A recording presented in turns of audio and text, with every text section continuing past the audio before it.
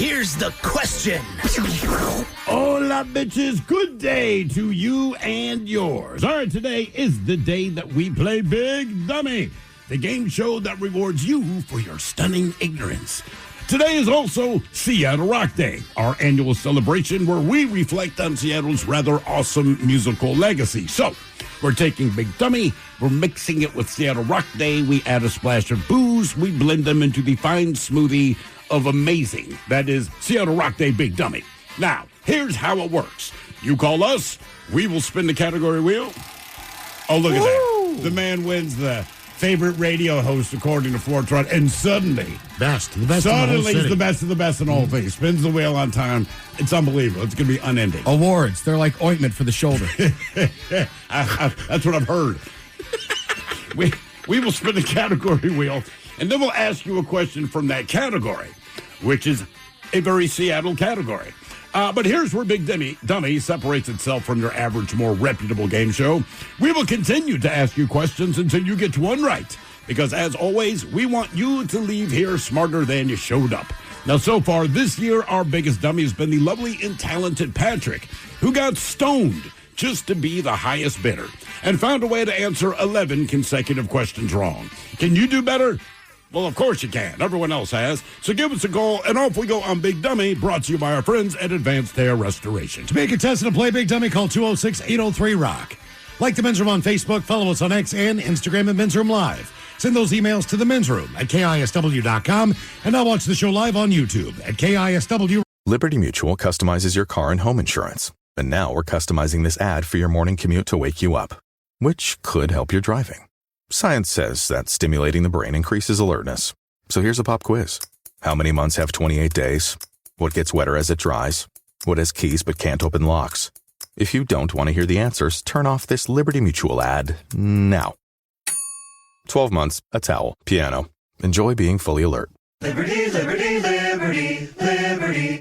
Gone South has been a podcast about crime in the American South. But for our new season, we're widening the lens. Follow and listen to Gone South Season 5, wherever you get your shows. DMV Roofers and Remodelers. Prepare to take your skills and profits to new heights. Introducing Velux Pro Partner Academy mobile training courses. Get on-site Velux Skylight installation training. Plus, learn how to make product recommendations and close deals with confidence. It's free to enroll, and after a few hours of training, your team will be equipped to capture a whole new market for Skylight installations and replacements. Register for Velux Pro Partner Academy today at veluxusa.com/pro. Rock. You're listening to the Men's Room with Miles and Thrill. 99.9 KISW. All the patrols, away we go. Welcome to the 21st Amendment season, episode number 4527. What a large and in charge program we have for you today as we celebrate Seattle Rock Day all day on a rock, man. What a great day to be listening to radio today, man. Oh, yeah, for There's sure. some killer tunes. We got some more good ones coming up. The idea behind Seattle Rock Day, not only to celebrate the legacy of the amazing music scene of the Seattle area, but also give back to Smash. They are Seattle musicians' access to sustainable health care. What they do is musicians out there, most of them do not have health insurance. They Correct. don't have eye care, dental care, mental health facilities available to them. The money goes to the musicians in the area. So there's two ways that you can help us this afternoon. First is to donate. Just head to KISW.com. Give what you can. It's that easy. Any amount of money would do. The more, the merrier. Obviously, we want to hit that goal by the time that we are off the air today at 6 o'clock. Yeah. Right? The other is from the auction items that are still available, Which is the much cooler thing. including a chance to drink with us, a men's room beer tasting. What do you think that's worth? Well, right now it's worth $270. It's not, but thank you. Thank you for doing that, We will man. make it a good time. We will make it a good time. That's absolutely right. We got a few autographed guitars. The Pearl Jam signed guitar. That thing is really taken off. Yeah, I bet it has, man. Look, It's signed by every member of Pearl Jam. every member of Pearl Jam, as far as Seattle bands go, the big four, as they would say, like, they're the most sustained, right? Yep. I mean, easily. And thank you, Mike McCready. He's been our Rock Day ambassador all day, and his 10 o'clock hour was awesome. And he was excited, man. Yeah, I know, man. It was very cool to listen to Mike do his show. But And then Castle fired him at 11. It was stated on the air. He's going to fire us at 6. So. Yeah. It's one of those days. But there are some guitars up there. The Wolfgang Van Halen autographed signed guitar. I wonder why he picked a guitar. I have to say this because Wolfgang Van Halen can play every instrument. I want to say the price of that, where the bid is right now, if you just bought that guitar, it would be more money. Okay, as far as the value of the guitar. The guitar itself. If I went to Guitar Center, and I'm a musician, and I walk in there and buy that guitar, and it's not signed by Wolfie, that guitar is more than right now as we have as the highest bid. That's a good point, man. So get there. If you are a musician, there is a recording session at Studio Litho available. Little Woody's Burger, man, I believe is out of my price range right now. Where's it at, man? Oh, well, here's what went down. All right, so... Okay, this is where I'm getting screwed. All right, so I put the bid in at $130. Then Castle jumped in right after me and put in a bid for $250. I'm like, dude, see, we could have paired up. Right, if we work together, you see. Do you understand what I'm saying? Teamwork here, right? That's how it should work. Then Taryn jumped in with a $300 bid over top of Castle. Well, maybe because you insulted her directly. I understand. You said they'd put poop on the burger. I said it would You said it'd be a poop burger. I said it would be a poopy burger, a poop burger. No, you said it'd be poop. Not a poopy burger like it'd be poop. Yes, poop. Whatever. You said they put poop. Well, ironically enough, speaking of poop, John's got the high bid right now at $310. $310. Yeah, John's coming through on that. So the idea is you can create a burger. Little Woody's is going to put that on the menu for 1 week. It'll be the special for a week. For a week. At Little Woody's. At Little Woody's. You can't lose to this John guy. Well, Miles and I had an idea yesterday. Yeah. We said, look, the three of us go in, okay? All right. And we're all debating what would be on our burger because we have different tastes as far as what you'd put on top. And I said, what if we do sliders? But then the thing is, maybe Little Woody's does not do sliders because they don't have the rolls. So each of us have our own slider. But my thought was, who cares? Look, same size bun. It's just a teeny tiny slider on the bun. Steve's got a plain ass, just basic ass bitch burger with nothing on it, no lettuce, no tomatoes. I got bacon. No fun. I got cheese. I just figured like you open up, it's a sad ass burger. Oh, no, I got stuff. It's just no vegetation. Okay. Just no vegetation. Right? No, put it this way. If you drop this on the ground, a rabbit would not eat my burger. Would we agree on like a burger sauce? Probably not. But that's why we're like, if we did sliders, right? You get the men's room sliders. I like the burger sauce, just the standard burger sauce. Yeah. Which is kind of like a Thousand Island dressing without the relish in it. Yeah, exactly. Yeah, that's a good call on that.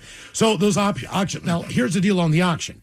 The auction will close today at 5:30. Okay. Oh, so that's you got to get your bids in before 5:30 today. Not only that, please, if you can, if that's a little too high for you, all these items, blame Taryn. Just no kidding. Please donate what you can. If you can give $20, $30, we want to hit that goal by 6:00. There's another guitar on there from Ice Nine Kills that is signed by the band as well. A concert ticket package right now. It's at $210. I don't know if you've gone to concerts lately. That's a deal. That's a ticket package. Yeah. And it's at $210. That includes tickets to the Black Keys, the Pretty Reckless, Rage Against the Machine, or Rage Against at WAMU.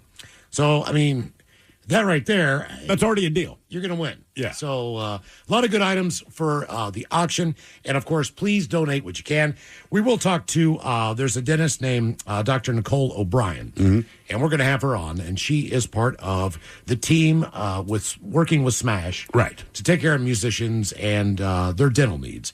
And trust me, man, when it comes to going to the dentist, that ain't cheap. We all know that all these things are expensive, and that kind of coverage is hard to come by. You know, I just found out my dentist of the last 12 years stopped taking our insurance. Is that right? Yeah, they've been taking it for 12 years. And look, I don't know how these deals work in the background, but our insurance got dropped from the dentist. The thing is, the dentist did not let us know in advance, nor did the insurance company. So the kids go in to get their routine cleaning. Right? We got them on the schedule, and my wife's with them, and I got a text. She's like, yeah, they stopped taking our insurance. Yeah. So this is how much it was out of pocket. Also, possibly, when my doctor asked me, I just go, what's the worst one? Yeah, that's what I got. We believe the late Kathy Faulkner, a legendary DJ at KISW, she was here during that golden era. Yeah. Of Seattle music. And look, there have been many different eras of Seattle music. You can talk about the 90s with Nirvana and Alice in Chains and all that. But before that, man, there's Queensryche, there's Hendrix, there's Heart, there's all these bands that are coming out. Not to mention, Candlebox and all these other bands that have been part of the Seattle scene. Presidents of the United States. The list goes on. Kenny frickin' G. I mean, Right. Kenny Loggins. I mean, when you think about the Danger music, Zone. when you think about the music that came out of Seattle, it's impressive that we can do an entire day just dedicated to the music Just Seattle, that came out of this town. So I would also say the heyday of Pearl Jam, grunge, whatever you want to call it. Like I saw a video the other day, and it's at I want to say Lollapalooza or something. All right.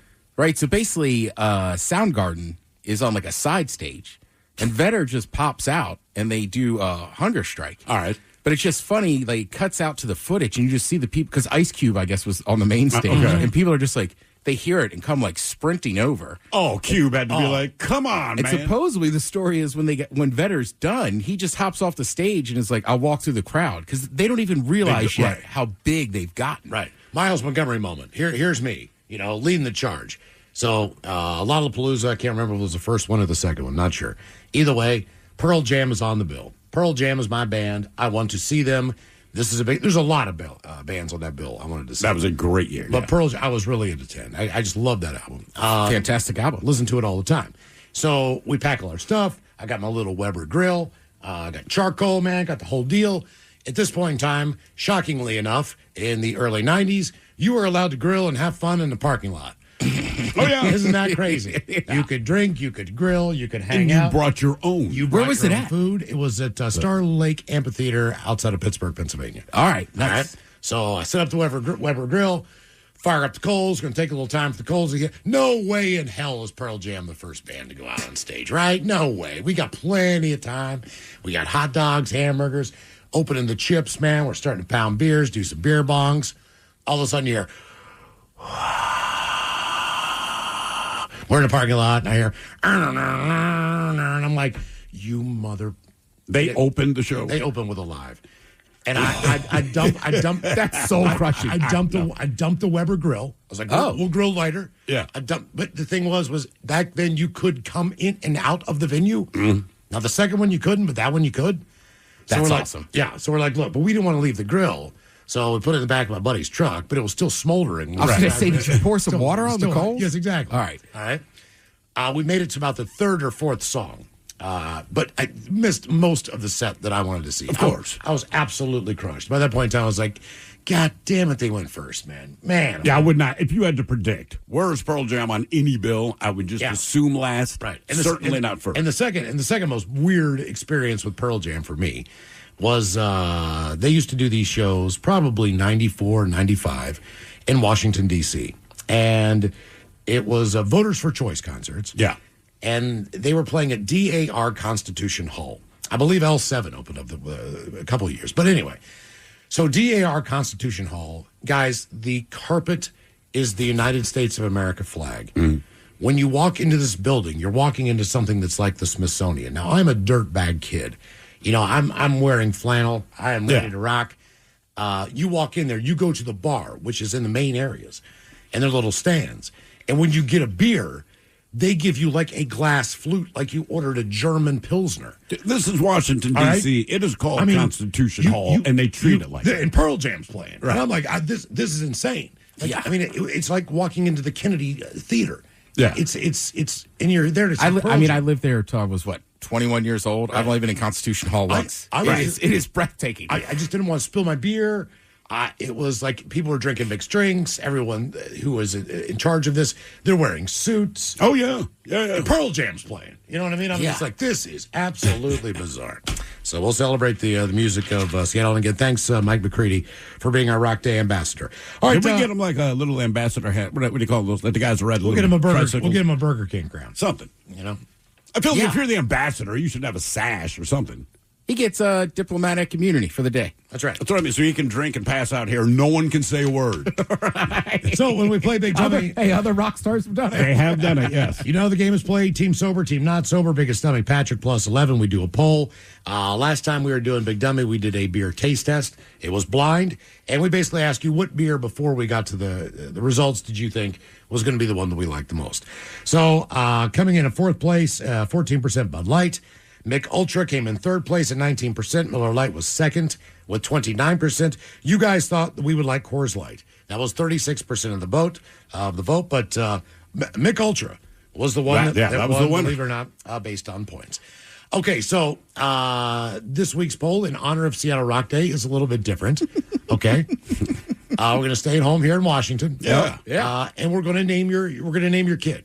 We're going to name your child. You get to pick your kid's name. Obviously, it's a very big decision in any parent's life. But your child will be named from one of 4 Washington towns.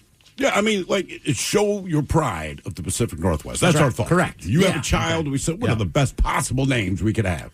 So your first choice on naming your child here on Seattle Rock Day in Washington State, you could name your child Hump Tulips. Oh, yeah, Hump Tulips Hill. Population 180. That was the name of a band of the Chehalis tribe who lived in the area. The name comes from a local Native American language meaning hard to pole. Yeah. Referring to the difficulty they had pulling their canoes along the Hump Tulips River, you see. Yeah, that's what they said. Famous for world-class salmon and steelhead fishing. It's in a rainforest. Frequently appears on lists of the world's most unusual place names in the world.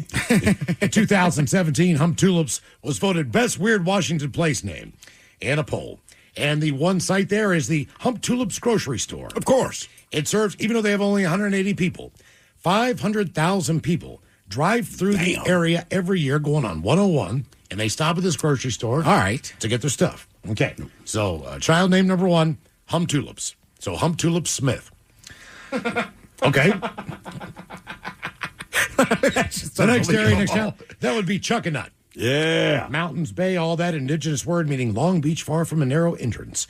It is derived from the Nooksack language. The name applies to the mountains, the local sandstone foundations, the scenic Chuckanut Drive. It's where the Cascade Mountains basically come down and meet the sea. Yeah. So that's a pretty cool area.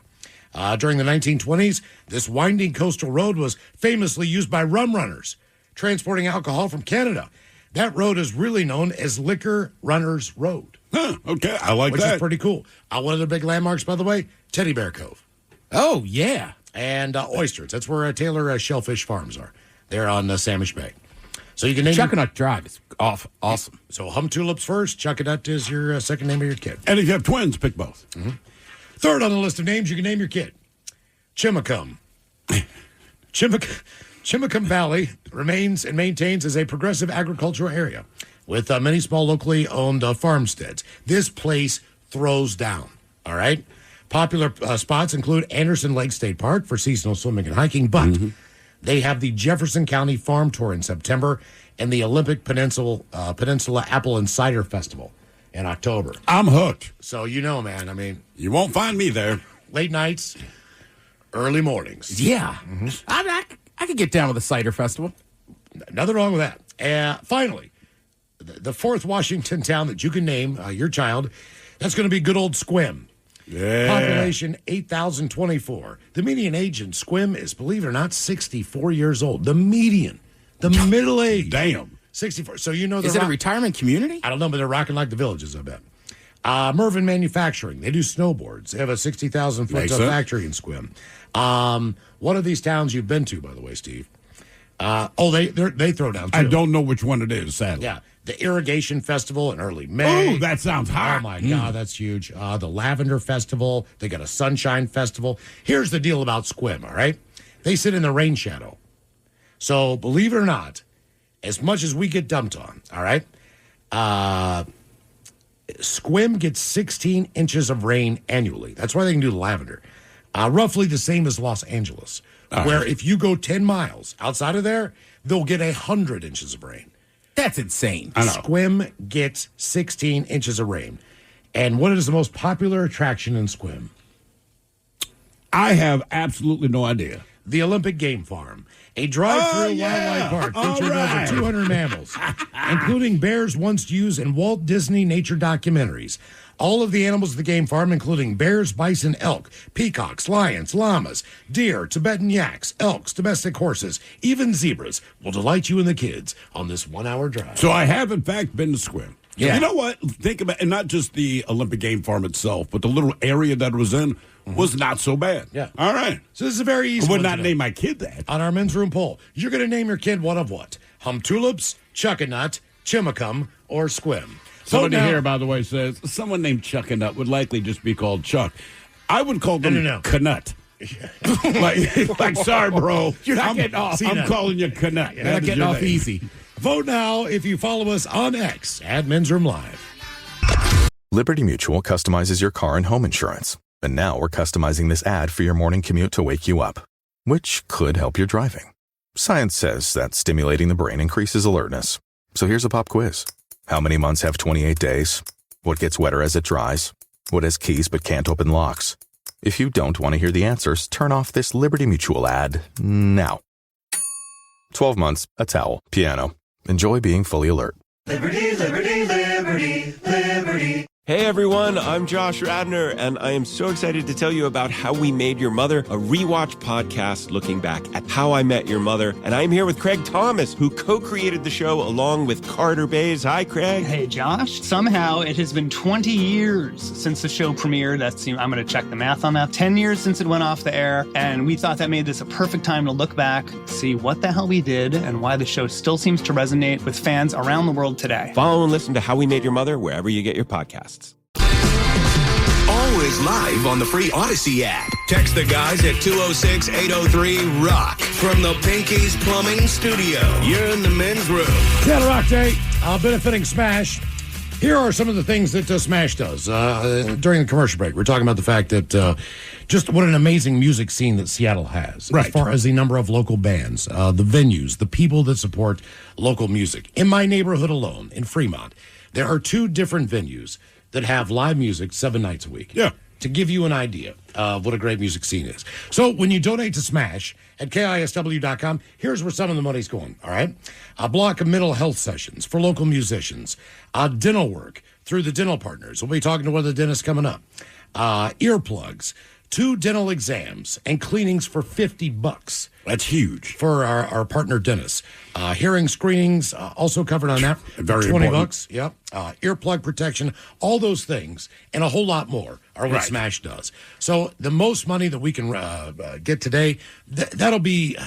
the goal is $30,000. Yeah. All right? We've got a ways to go. So please go and bid on one of the auction items, or please just give us some cash at KISW.com. All right, time to play a little Seattle Rock Day Big Dummy. First contestant, 206-803-ROCK. Hello, Mike. Welcome to the men's room.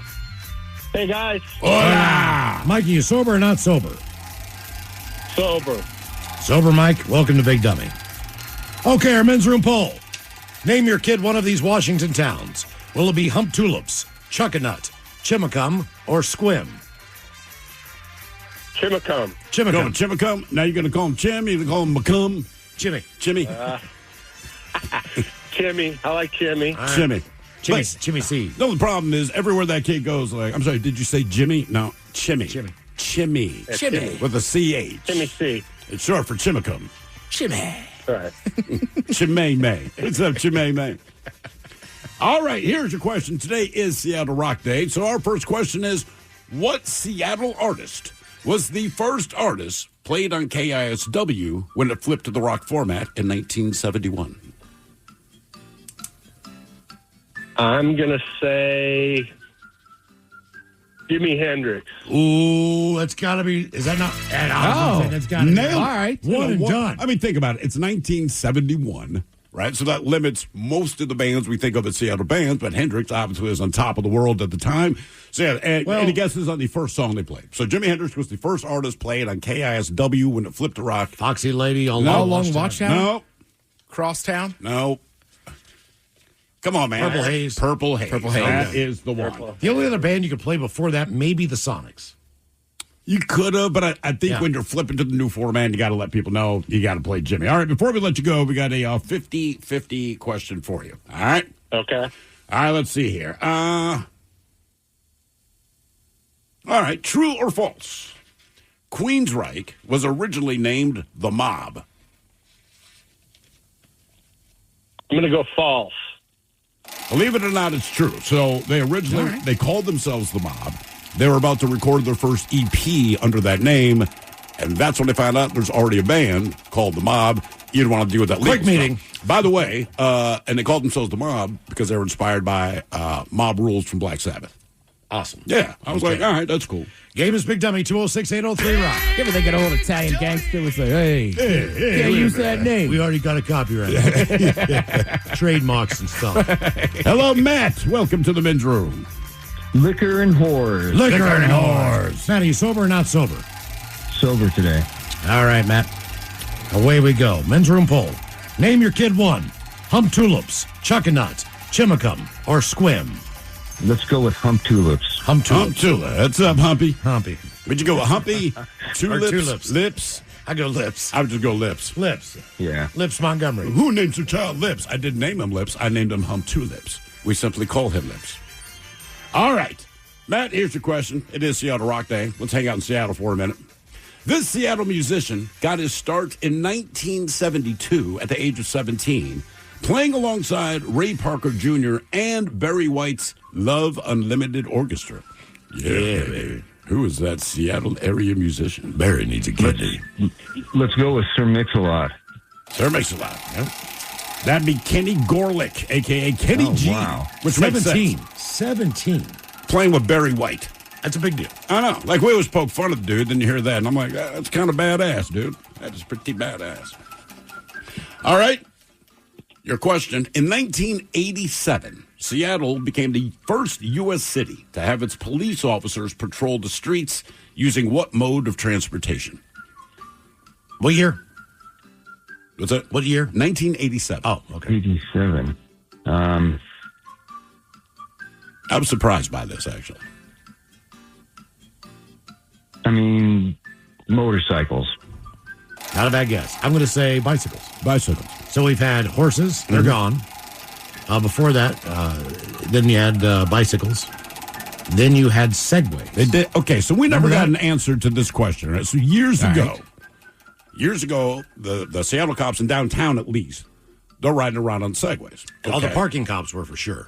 Yeah. And we always wondered, based on where we used to work, because we had Bourne Avenue there, which was a big hill. We said, all right, if I knock the cop off of the Segway and I hop on the Segway, can they run fast enough to catch it? Because I don't know what the top speed of a Segway was, right? Because the flip side was, if I commit a crime and they're chasing me on a Segway, can I outrun them? So subsequently, if I knocked them off and stole their Segway, could they run me down? And we did ask a cop that question once, and his response was, don't do that. Oh, you didn't know the cop. You just asked him? He called in. Okay. And he, honest to God, just said, look, I don't think he knew the answer, but he said, man, don't do that. And I said, okay, good enough. I know those bicycle cops can. Oh, they can catch your ass in a heartbeat. Right. Up a hill. When they're going uphill, it's like, I don't know how they're doing that, going that fast. I don't know why you'd want to do that. I'm Seattle's running, the last city I want to at be the a waterfront or someplace. I'm running up Bourne. That's what I'm saying. I'm running up Dravis. I mean, you got to think about that. Like, man, if you're going to commit a crime, you're a bike cop. Be at the waterfront and run uphill. I've seen their cabs. I still think they're going to chase you down. Yeah. All right. Your question. Most people know this, but Seattle was named after Chief Seattle, leader of the Duwamish and Suquamish peoples. Which place is not a native name? Oklahoma, Idaho, Biloxi, or Chesapeake? So Oklahoma. Go with Idaho. Idaho. You got it. Oh, wow. Yep. That's a made-up name. So, what's it mean? Do I want to know? It doesn't mean anything. But the guy that wanted to establish Idaho had to lobby Congress for whatever the land was, blah, blah, blah. They go back and forth. Bureaucracy's bureaucracy. And he said he wanted to name it Idaho. Congress said no. So he got the word back to them that it was a native term that meant something cool. You know, land of the badass. What? He completely made it up. When Congress saw that, they're like, you know what? That's pretty cool. Go ahead with Idaho. It doesn't mean a goddamn thing. Game is Big Dummy, 206-803-ROCK. It is wild how some of the names, right? Like, I'm pretty sure White Center got named White Center because one guy's last name. It's not. But the one guy's last name was White, and him and his buddy were having an argument, and they flipped a coin. And he was like, all right, we get to call it White Center. What would have been the other one? What would have been the other option? I forget that part. Jimmy World. Yeah. Jimmy World, the White Center, man.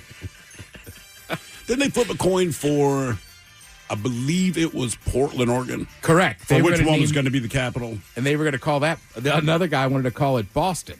So it was going to be a double of whatever was already on the East Coast. Right, something from New England. Right, flip the coin. Hello, Brock. Welcome to the men's room. Hola, bitches. Hola. Brock, you sober or not sober? I am sober. I'm not slinging boxes, but I'm getting ready to head down to Vegas for vacation. Oh, good for you, man. All right, Brock. Hey, real quick, I got back in '88. I got pulled over by a bicycle in my car down at Golden Gardens. Wait, you were in your car. The cop was on the bike and he pulled your ass over? Does he have a siren? Yeah, he totally did. I went over one of his speed bumps and chirped my tires, and he pulled up next to me and says, "Hey, you need to pull over." And he gave me a ticket for noise ordinance. Only you. I kind of like the idea the cop has to be, whoop, whoop. All right, Brock, you got to name your kid after one of these Washington locations. Are you taking Hum Tulips, Chuckanut, Chimacum, or Squim? Well, Chuckanut's right up the street from my house, and it's a great drive, so I'm going Chuckanut. Chuckanut. All right. Okay. Here's my kid, Canut. That's a liquor road up there. Mm-hmm. Put your foot on the base. Chuckanut. And All right. because of the whole thing today, my brother back in the day he played guitar back in the 80s, and he actually used to do the Looney Tunes for KISW back in the day. Oh, wow. That's very cool. Bam, okay. Yeah. All right, here is your question. And as a hint, it is not the Green River Killer. But in 1972, which active but yet to be identified serial killer was appointed to Seattle's Crime Prevention Advisory Committee? Was that in University of Washington? Jesus, he drove a bug. I think he did. Yes, and that would be Ted Bundy. What was that? Ted Bundy? Got it. One and done, Brock. Nice One job. and done. Ted Bundy went to the UW? Yeah, and he was part of Seattle's Crime Prevention Advisory Committee. I'm just saying, that's Ted Bundy. I didn't know that one. And he was active at the time. All right, before we let you go, we have a true or false question for you. True or false? Former Seattle DJ Pat O'Day, he was the first person to play the Beatles in the United States. True or false? The famous hydro race announcer, he surely did, because he was totally into the music scene. Yep, there you go. Yeah, that makes sense for Pat O'Day. He was on KJR at the time. 1964. Game is Big Dummy, 206-803 Rock. Hello, Josh. Welcome to the men's room. See or no, bitch or not? Hola. Josh, are you sober or not sober? Sober. Sober, Josh. Welcome to Big Dummy. Okay, our men's room poll. What are you going to name your kid? Hum Tulips, Chuckanut, Chimacum, or Squim? Well, I'm not going to name him Kelly. I'm going to name him, let's go with Squim. Squim. Go with Squim. All right. Come here, Squimmy. All right. Here's your question. What Seattle rock band has the most top 40 hits? Ooh, what Seattle rock band has the most top 40 hits? They had 2 number ones, 1 number 2, and then a few that broke top 10. Nirvana. I'll say Heart. Heart. Yep. Their 2 number 1 songs Back to the 80s. were Alone in These Dreams. They were on the same album, right? So like Barracuda hit 11, Magic Man hit number 9, but they did pretty well for themselves, but they easily have the most top 40 hits of any Seattle band. All right, let's talk a little KISW. Now, KISW as a station, not as a rock station, but as a station, first broadcast in what year? 1950, 55, 60, or 65?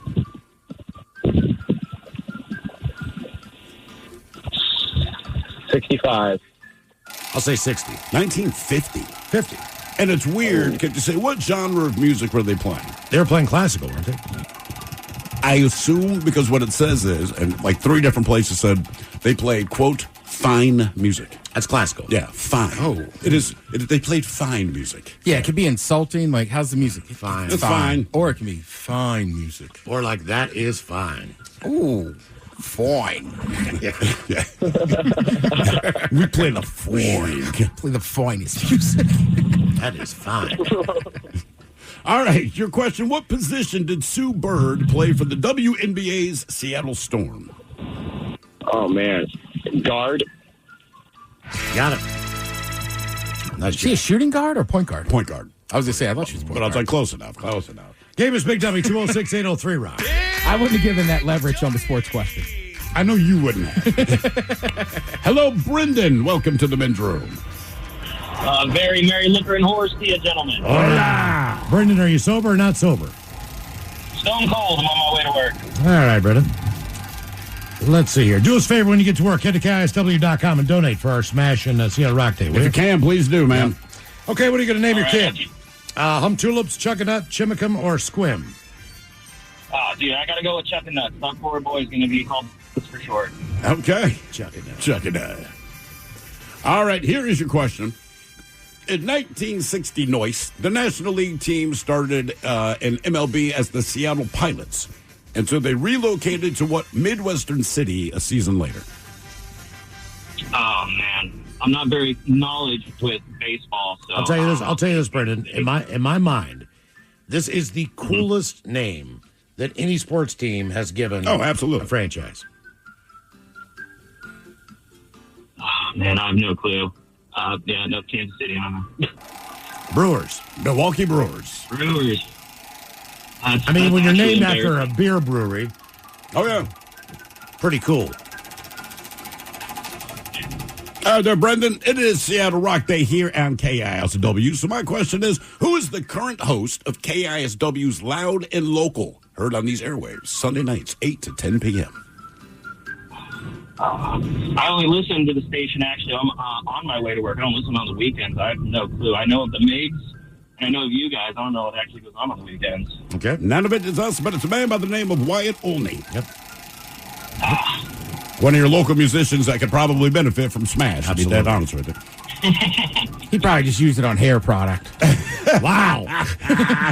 You know what? I'm looking at the list. They don't cover that. They don't cover He hair might have product? no use for him. Sorry, Wyatt. I don't need that. Great dude, by the way. He is, man. That's the guy I won't. Wow, now. My favorite quote from him one time. He just, back in the old office, he just pointed at a desk and said, man, a lot of blank happened there. I'm like, oh, yeah. Oh, yeah. All right, your question. The classic rom-com Sleepless in Seattle does not end in Seattle, but where? New York. Got it. Nice job. I don't know if I ever saw that movie. Sleeping in Seattle? Yeah, I mean, you say, and Ted, I know you like rom-coms. Oddly enough, my son loves rom-coms. I'm just not down, man. There is a weird connection with us in that movie, too. What? She, like, they end up meeting in New York. Tom Hanks lives in Seattle. She lives in Baltimore. Really? Yeah. Did not know that. Huh. I'll be damned. Game is Big Dummy 206-803 round. She had a much shorter trip than him. Well, I'll drive the 180 miles up to New York. You fly 3,000 miles. Yeah, cool. I'll take the Amtrak. Right. Hello, Jesse. Welcome to the men's room. Good afternoon, guys. Hola. Jesse, are you sober or not sober? Sober. Sober, Jesse. Welcome to Big Dummy, the Seattle Rock Day edition. Okay, what are you naming your kid? Hum Tulips, Chuckanut, Chimicum, or Squim? I live, near Chuckanut, so I'm going to go with Chuckanut. Chuckanut it is. All right. You calling him Chuck? You calling him Canut? Or Nut? I think Chucky. How about Chucky Nut? Chucky Nut. There you go. All right, here's your question. Let's talk food. With 5 locations in Seattle, this local drive-in hamburger chain was founded in 1952 by Phil Jensen. Let's see. Is it Dick's? Now, the clue would be drive-in Burger Master. Burger Master. Okay. That's a good place. It is. You guys ever had that crab melt? No, but I want one. Yes. I really want one. Man. It Is it? It is delicious. I got to go get one. All right, your question. This Seattle musician is a member of Pearl Jam, Temple of the Dog, Mad Season, and Walking Papers. Chris Cornell? Matt Cameron? Mike McCready. Mike McCready. Oh. Yes. Who was Our Rock Day ambassador, our Dad. ambassador. The guy, geez, a whiz. the guy that was fired by Ryan Castle at 11 a.m. this morning. Poor guy put an hour work. Castle's like, you're out of here. All right, your question. I'll go apologize at the embassy. The Space Needle was built for the World's Fair in what year? Oh, my gosh, you guys.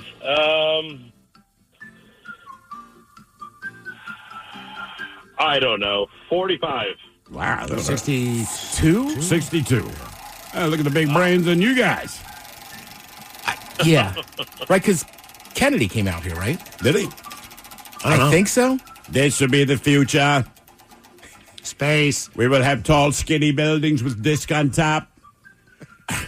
All right, your The question. restaurant spins. Spinning I believe restaurants. that. I can't stop thinking about that crab melt sandwich. They'll have crab melt sandwiches. And a place called Yeah. Burger Master. It's on toasted grilled bread in it. All right, your question. Yeah, it's good. This Seattle actor starred as Bruce Wayne from 1966 to 1968.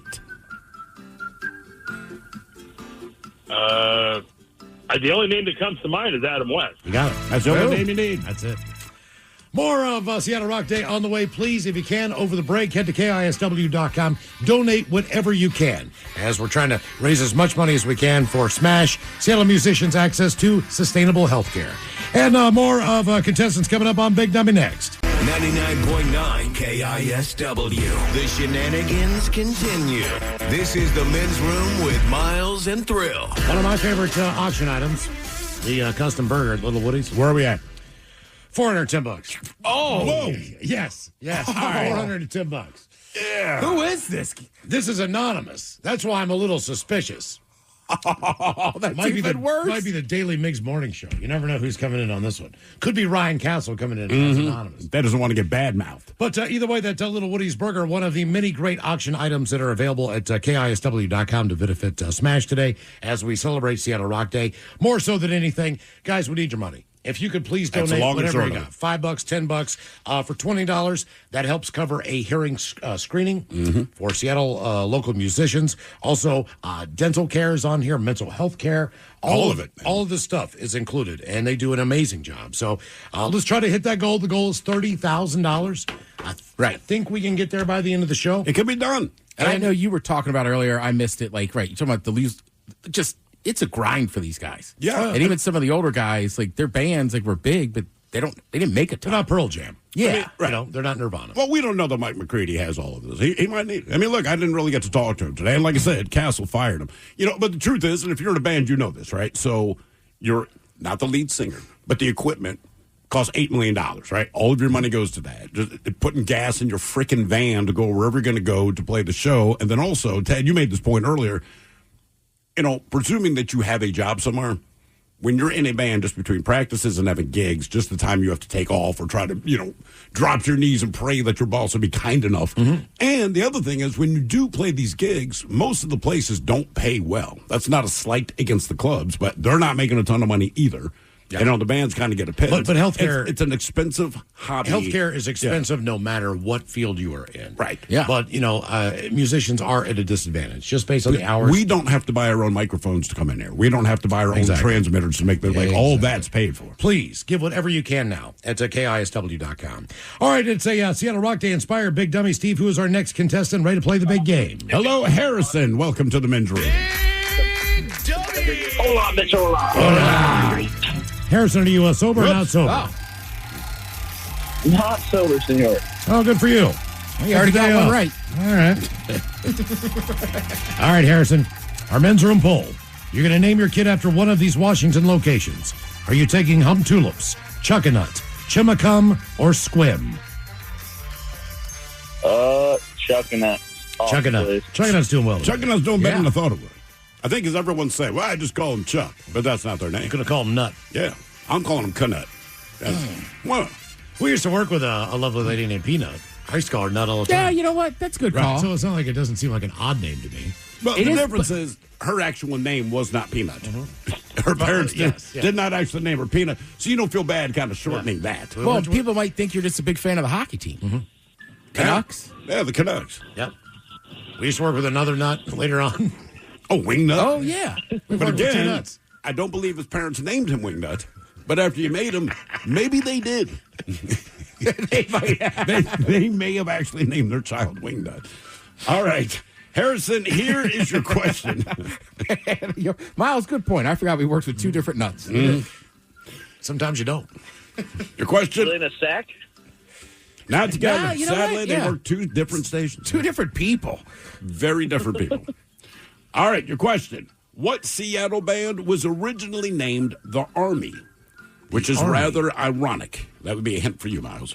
We were talking about this the other day. You brought up a member of this band, and they used to be called the Army. Queen. Give me another Seattle band? It's a Seattle band. We were sitting at the desk, Miles, and one of these band members is about to be honored with something I'm not entirely sure, but it's a big deal. And this band called the Army, basically he dated the two sisters. The band was Heart. Oh, Heart. Oh. Just keep in Heart mind, was Army. The guy that we're talking about, the guitar player, he dodged the draft. So it just seemed odd. That right. Yeah. Right? So, listen to this, Ted. I can't remember what the order was. Think about that. But it's Roger Fisher, right? All right. So I think he was dating Anne at one point in time. He was dating, the And singer first. they met in Canada or some crap, right? And then Because he was dodging, so he's in Canada. Then they come back, and he joins the band, and then starts dating Nancy. It's one or the other. It's either Nancy first or Anne. Oh, yeah. Anne and then Nancy. But I'm pretty sure he dated them both. And then was going to call it the Army? A guy that dodged the draft. They were going to call the band the Army. It's a wild individual. For sure. Good times. All right, Harrison. Question number 2 for you. Let's talk about Miles's favorite people that outbid him on Little Woodies. And what year did the Daily Mix Morning Show debut on KISW?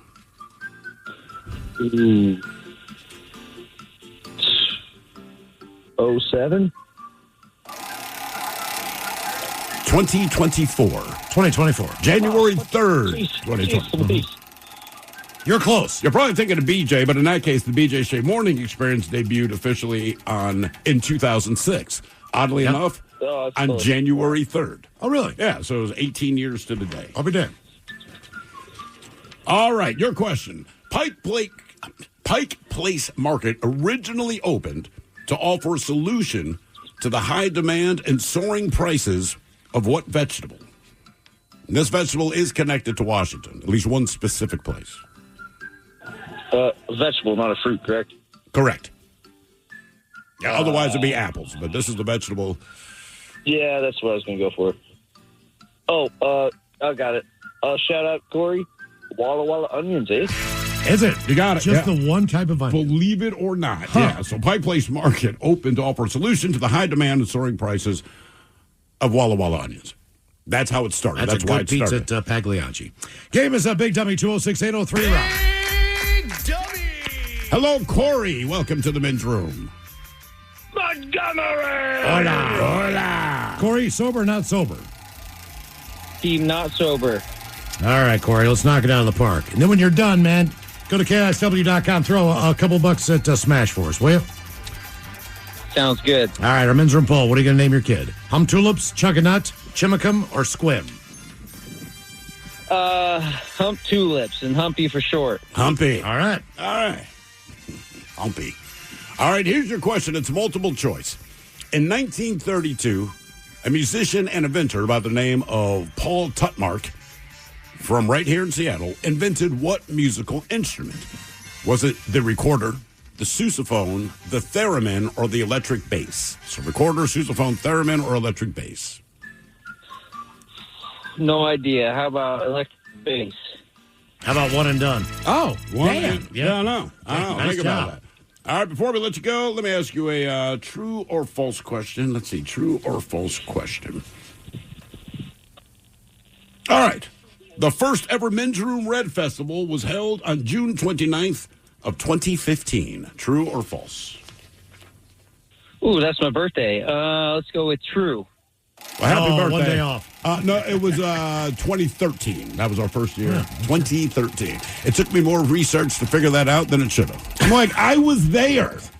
Game is big. Well, in body, not in mind. Game is Big Dummy 206-803 Rock. There's a couple hot ones. Was that the super hot one? I think the first one may have been the... That one that Aaron Jones played was hot. I missed the one with Aaron. I can't remember if that was the first one, as I was in Chicago for like my mom's 70th or something. I think that was the first one, because we didn't know who Aaron was. The council goes, hey, man, there's this guy, Aaron Jones in the way. He wants to play. We said, all right, cool. No idea who this dude was. Then a brother walks up on stage. I'm like, that's different. And then he killed it. Absolutely killed it. Hello, Jason. Welcome to the men's room. Hola, fellas. How y'all doing? Hola. Doing well, man. Jason, you sober or not sober? Oh, I'm sober. I'm just listening to y'all all day long at work and at home, and I just actually called up to say thank y'all for what y'all do. I look forward to Rock Day all year long, and they put me on the air, so I'm here to play. Are you in a band? No, I had one band in my whole life, and funny enough, I'll give them a shout out if it's okay. Sure. I don't know. We don't. Yeah, so we were called Tricky Dick and the White House Love Machines. Smooth. I wish you were still around, man. Jason, what are you going to name your kid? Telling you. Hum Tulips, Chuckanut, Chimicum, or Squim? Chuckanut. Chuckanut it is. He didn't even give it a thought. All right. All right, my man. Here is your question. Right. Although Seattle is a city with many nicknames, Emerald City, blah, blah, blah, the official municipal flag refers to Seattle as the city of what? I don't know, man. That's what's funny. This is the official nickname, and pretty much nobody knows. Yeah. The city of the great ones. The city of the great... No, it's the city of Tricky Dick and the White House Love Machine. But they... I love it. I love it. Believe it or not, Seattle, the city of goodwill. We do have a lot of goodwill. Man, we do. You know, my wife and I, we try to be decent people, man. We try to take our stuff to Goodwill. I don't care how early we get there. There's already a freaking line. It's a guarantee. I know that's right. Well, Seattle has goodwill, so y'all call up and donate. Donate. Thank you, man. All right, your question. The NBA Supersonics played their last home game in Seattle in what year? Oh, let's see. 1996. Wow, man. 2009? 2008. Oh, I was, all right. You guessed 7, then you went 9. Ted just dancing around him. I was there. By the way, right now, Smash has 142 musicians that are waiting for important healthcare services. Wow. So that's why we're doing this. Please donate what you can now at KISW.com. All right, your question. Aaron Burkhardt was the original drummer for what Seattle band? By the time they got big, he was not in the band anymore, but he was the original drummer for what Seattle band? Not Alice in Chains? Is it Nirvana? It is Nirvana. And I want to say they had 2 other drummers after him before Dave Grohl.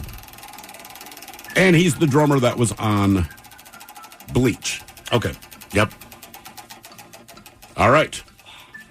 Your question. Seattle Rock Day celebrates Seattle Rock and raises money for Smash. But Smash is an acronym for what? Man, Miles has said it like 47 times.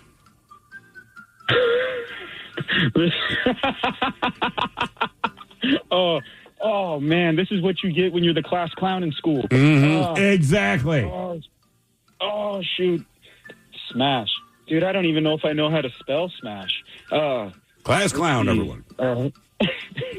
I don't know. I'm not even going to win it. Seattle musicians' access to sustainable health care. That is what we're doing today, but that is what SMASH is the acronym for. By the way, what did you do in the band? Were you the singer, the drummer? Well, I'm going to guess drummer if you're the class clown. Oh, no, brother. Rhythm guitarist. That's about as far as I got. I'd love to play, but I'm a bad musician. How was the class clown the rhythm guitar player? I feel like drummer, maybe lead vocalist, maybe lead guitar player, probably not bass. But really, rhythm guitar? All right, man. And then rhythm guitar, man. And it's funny. I go upstairs every night, and I have, like, little concerts by myself up there. It's kind of fun. Oh, I do the same thing in the basement. Yeah. My poor neighbors just hear somebody killing a ukulele. For 10 minutes. What's going on there? Look, man, I gotta be honest with you. Even when you play the ukulele well, I'm like, He keeps getting food from the Kona kitchen. To say Jason's defense, right he on. literally was calling in to give a compliment. Like, I love Seattle Rock. I was like, hang on, man, you can play the game. Yeah, why not? And here you are, man. Okay. Man, I started at the bottom and we made it to the top. All the way from FM 100, baby, to 99.9. Very nice. All right, here's your question. I-90 is the longest interstate highway in these here United States. It goes from Seattle here in the west and ends in what East Coast city? New York. Philly? A little bit farther north. Boston. Boston. Boston. I've got a pocket in the dooryard. I'm telling you. Damn. Question number 6, Jason. Question number 6. What's the name of the fictional hospital at the center of the show Grey's Anatomy? Man, I've never watched Grey's Anatomy, man. I was gone for all those years. Oh, it's still on. Is it? Man. I don't know, man. General Hospital, I guess. I'll go with that. Ted, I can tell you got nothing. Miles, Harborview. I have no idea. Is it something general? Seattle Grace. Seattle Grace. Which, frankly, if you look at that show, hospitals look very nice. When you go to your average hospital, they're utilitarian at best, right? All right. Apartment 1901 in the Elliott Bay Towers, Seattle, is the fictional address of what TV character? Ooh, Frasier. Okay. There we go. Oh, dude, Nice job. I didn't even ever watch the show. Hey, There you go. There you go. It worked. Game is Big Dummy, 206-803 Rock. hello, Aaron. Welcome to the men's room. Hola, bitches. Hola. Aaron, are you sober or not sober? Sober. Sober. Aaron, welcome to Big Dummy. All right, our men's room poll. You're going to name your kid after one of these Washington locations. Are you taking Hum Tulips, Chuckanut, Chimacum, or Squim? Chuckanut. Chuckanut? Chuckanut is killing it today, Really man. Yeah. I like Chimacum. What would you call him? Chim. Or just go with the last syllable. Yeah. Chim sounds bad. Well, it's a monkey. Yeah. Wasn't that the name from Speed Racer's monkey? Yeah. Chim. All right. Speed. And how did you never know this kid's going to be in your trunk when everywhere you went, when you open your trunk, there's a kid and a monkey. And he was surprised every time. I'm like, bro, maybe it's a pattern. I'm just saying. Did they have parents? Yes. Pops? Was he like the lead mechanic or something like that? The guy with the red shirt. Okay. Pops, how do you not know your kid is in the trunk of a car with a monkey? That's bad parenting. All right, your question. In August of 2012, the Bill and Melinda Gates Foundation, they hosted a 2-day fair at the company's headquarters focused on showcasing, quote-unquote, the next generation prototypes of what object found in nearly every U.S. home. Was it a refrigerator, a vacuum cleaner, a light bulb, or a toilet?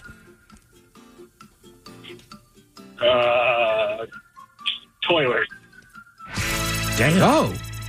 Right. When you think Bill and Melinda Gates Foundation and Microsoft, you're probably not thinking toilet, but yes, they had a 2-day fair, the next generation prototype of a toilet. And I can't tell you a thing about the toilet. Game is was Big that Dummy. one and done or no? No. Oh, it was not. All right, well. Game is Big Dummy, 206-803 Rock. Hello, Beezus. Welcome to the men's room. Sorry, it's me. Beezus, are you there? Hola, bichola. Hola. Beezus, sober or not sober? Sober, my friend. Okay. All right, Beezus, what are you naming your kid? Hum Tulips, Chuckanut, Chimacum, or Squim? I got to go with the Hump Tulips. It's the closest to me, so. All right. I don't think that's really a good reason, but okay. All right, here's your question. Which Seattle band was almost named Ted, Ed, Fred? It was almost named Skid Row, but for obvious reasons it couldn't be. And it was almost named Fecal Matter, a.k.a. Brown Towel. That is one name. So once again, almost called Ted, Ed, Fred, almost called Skid Row, almost called Fecal Matter, a.k.a. Brown Towel. Oh, my goodness. It's one of the big four. Nirvana? Damn. Oh, really? Wow. Well, There's if you one. think about Done, baby. There you go, Beezus. All right. Hold on. Before we let you go, let's see. True or false question for you. All right. True or false, the KISW house band, the New Originals. The first song they ever played was Hair of the Dog by Nazareth. Oh, man. I love you guys. Please, I hope I'm right. True. Boom. Yes! Nice word. Yes, indeed. Oh, a cowbell. Donate now on Seattle Rock Day, KISW.com, and more of Big Dummy coming up next. from the Pinkies Plumbing Studio. You're in the men's room. Text the guys at 206-803-ROCK. Smash does an incredible job of connecting Seattle area musicians to free or low-cost dental, mental health, hearing protection, other health services. Yes. That's what today is all about. Check out the auction items now at KISW.com. Also, we'll take any donation you can give. $5, $10, yeah, $20. That gets a band member having a hearing screening covered. $20. We'll do that. Earplugs are included. The idea of dental work. A block of mental health sessions for local musicians. All that and a whole lot more. Thanks to the people at Smash. Donate now at KISW.com. All right, the game is Big Dummy, 206-803-ROCK. Big Dummy! Hello, Gary. Welcome to the men's room. Hello, my brother. Gary, are you sober or not sober? Not sober, of course. All right, Gary. Welcome to Big Dummy. Okay, our men's room poll. The yellow tan. Oh, nice. Yeah, boy. Gary, you're going to name your kid one of these Washington locations. Are you taking Hum Tulips, Chuckanut, Chimicum, or Squim? Chuckanut, please. Chuckanut. Okay. There's a lot of Chuckanuts running around today. Which is funny, because over on X, Squim is crushing it. Really? Yeah, people want a little Squim. Would you go Squim or Chuckanut? If they said you got to pick one of the two. I was Because they're not real gender specific either. They're not. I actually thought about Squim, but yeah, Chuckanut sounds better. You can do more with it. The only thing I know for sure is nobody's going Hump Tulips. Yeah, that one not doing so well. Yeah, that and Chimicum. All right, Gary, here's your question. Airing on Nickelodeon from 2007 to 2012, what sitcom starred Miranda Cosgrove as a Seattle teenager who creates her own web show with her best friends, Sam and Freddie? I didn't know she was in Seattle. I did not know that until I had no clue to this. Let me see. I don't know. Sally Crottenroch. Oh, God. Now, Sally Rottencrotch was on HBO. This show would be iCarly. iCarly. Okay. Let's go back to the world of music here in Seattle. A man by the name of Roger Leroy Wenzel.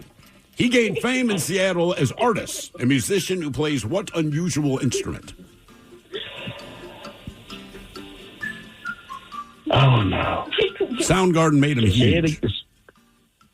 Say it again. Who made him huge? Soundgarden. Think about it. He plays the. Yeah, I don't really know Soundgarden. The Ubi or U-Ball? I don't know. Spoon Man. Spoons. He's a spoon man. Spoon Dude. Oh, no. Spoon Dude. No. God, Come together with your dude, Spoon Dude. I feel today was a bad day to call in. Well, if it makes you feel any better, you're not wrong. All right, multiple choice question for you. No, I And don't. Jesus. Oh, God, Is that woman okay? Gary, you got a party going on? Oh, that's my granddaughter. She's on in her little headset world thing. Okay. Yeah. I live that life too. Monsters are talking to her. I don't know what's going on with her. Teresa, be quiet. All right, in 1907, Seattle became the first city in the United States to open what? A convenience store, gas station, shopping mall, or food truck? Food truck. Gas Shopping station. mall? Gas station. Oh. A gas station. And it was probably $5.50 a gallon then. Yeah, probably was. God damn, man. That's 5.5 cents, right? That means the rest of the country was 3 cents. All right, your question. Multiple choice. Seattle has 50% more of this than children. Is it bikes, boats, cats, or dogs? I'm going to say dogs. Cats. Hey, those feline critters got me. Question 5. Yeah. Well, you don't see as many cats on the street because they're usually indoors. Because they're indoors, but oh yeah. All right, what company began life in Seattle in 1907 as the American Messenger Company, but changed to its current name when it expanded to Oakland? I think I know this one. Oops, I mean UPS. Got it. Yes, Good indeed. job, Yeah. Garrett. Very All good. right. Very good. Yeah, they expanded Oakland a couple years later and turned it to United Parcel Service. Game is Big Dummy, 206-803 Rock. Big Dummy! Hello, Jeff. Welcome to the men's room. Ted, his girl, and his award-winning Johnson. Girl and your Johnson. Oh, yeah, Jeff. Jeff, are you sober or not How you sober? gentlemen doing today? We're doing great, man. You playing for Team Sober or Team Not Sober, Jeff? Team sober. I'm still driving, trying to get to this last delivery here in Linwood. Okay. Trying to battle this traffic. Lovely. Ugh. All right, Jeff, what are you going to name your kid? Hum Tulips, Chunkanut, Chimicum, or Squim? Kids are kids. He's going to get made fun of either way. Let's call him Squim. Squim. Yeah. All right. Squim. You want to go for Squim? Yeah, get in here, Squimmy. All right, your question. A man by the name of Hiro Yamamoto. He was the original bass player for what Seattle band? Is that Soundgarden? That is one and done. One and done. Nice job. All right, before we let you go, man. true or false question. Seattle used to be called New Alki. Liberty Mutual customizes your car and home insurance. And now we're customizing this ad for your morning commute to wake you up, which could help your driving. Science says that stimulating the brain increases alertness. So here's a pop quiz. How many months have 28 days? What gets wetter as it dries? What has keys but can't open locks? If you don't want to hear the answers, turn off this Liberty Mutual ad now. 12 months, a towel, piano. Enjoy being fully alert. Liberty, liberty, liberty, liberty. From the trusted team behind 48 Hours, welcome to Case by Case, your weekly update on the biggest true crime stories unfolding right now. Nick Ryder remains in custody without bail. Luigi Mangione accused of stalking and gunning down United Healthcare CEO Brian Thompson. From high-profile trials and stunning evidence to major breaks in cold cases, we'll follow it all case by case. Follow and listen to 48 Hours Case by Case wherever you get your podcasts. Ooh. Oh, I feel like that's something close. It's probably going to hear the will spit on this one. False. That's true. Yeah, that's called a New Alki. Yeah, it's, By the way, New York Alki. Hiro Yamamoto. All right, so he was the original bass player for Soundgarden. Hadn't heard from the guy in 30, 40 years. When they did the Rock Hall of Fame or whatever they just played at, he came out on stage with Ben Shepherd. That's when Taylor Momsen was singing. Right. Brother tore it the F up, man. I had never seen him play before, right? I knew of his existence, but I'd never seen him play. Because by the time I had the money to see Soundgarden, Ben Shepherd's in the band. So kind of excited to see him. You know what I mean? And I don't know, dude looks like a liberal arts professor. You know, looks like it's. Oh, yeah. He walks out on stage. He seems very proper. Once that bass got in his hands, man, he threw down. I'm like, what a badass, man. It was so cool to see. And then even when it's done, I don't know. Like I said, he's rocking the F out. And as soon as they're done, he looks like this very humble guy again, just kind of smiling, like, oh, thank you for being here. It's like, dude. That's awesome. It was crazy to watch, yeah. That guy, he was crushing it. Hello, Carl. Welcome to the men's room. Hola. Carl, are you sober or not sober? Sober for the drive home, but once I get home, it's open season. I hear you, Carl. All right. Okay, Carl, what are you going to name your kid? Hum Tulips, Chunkanut, Chimicum, or Squim? I got to be chucking that. Chunkanut. All right. Here's your question. It is KISW Seattle Rock Day, and coming up in a few minutes, we're going to talk to one of the former jocks here, Kathy Faulkner. Okay? And look, she worked here from 1981 through the early 2000s, spent most of her time as the station's music director and on air. My question for you is, what was Kathy Faulkner's nickname on the air? It was the late Kathy Faulkner, right? One and done. Kathy, Nice job. she is still alive, by the way, just so everybody knows. All right, real quick, true or false question for you. The original band name for Alice in Chains was Diamond Lie. True or false? Let's go true.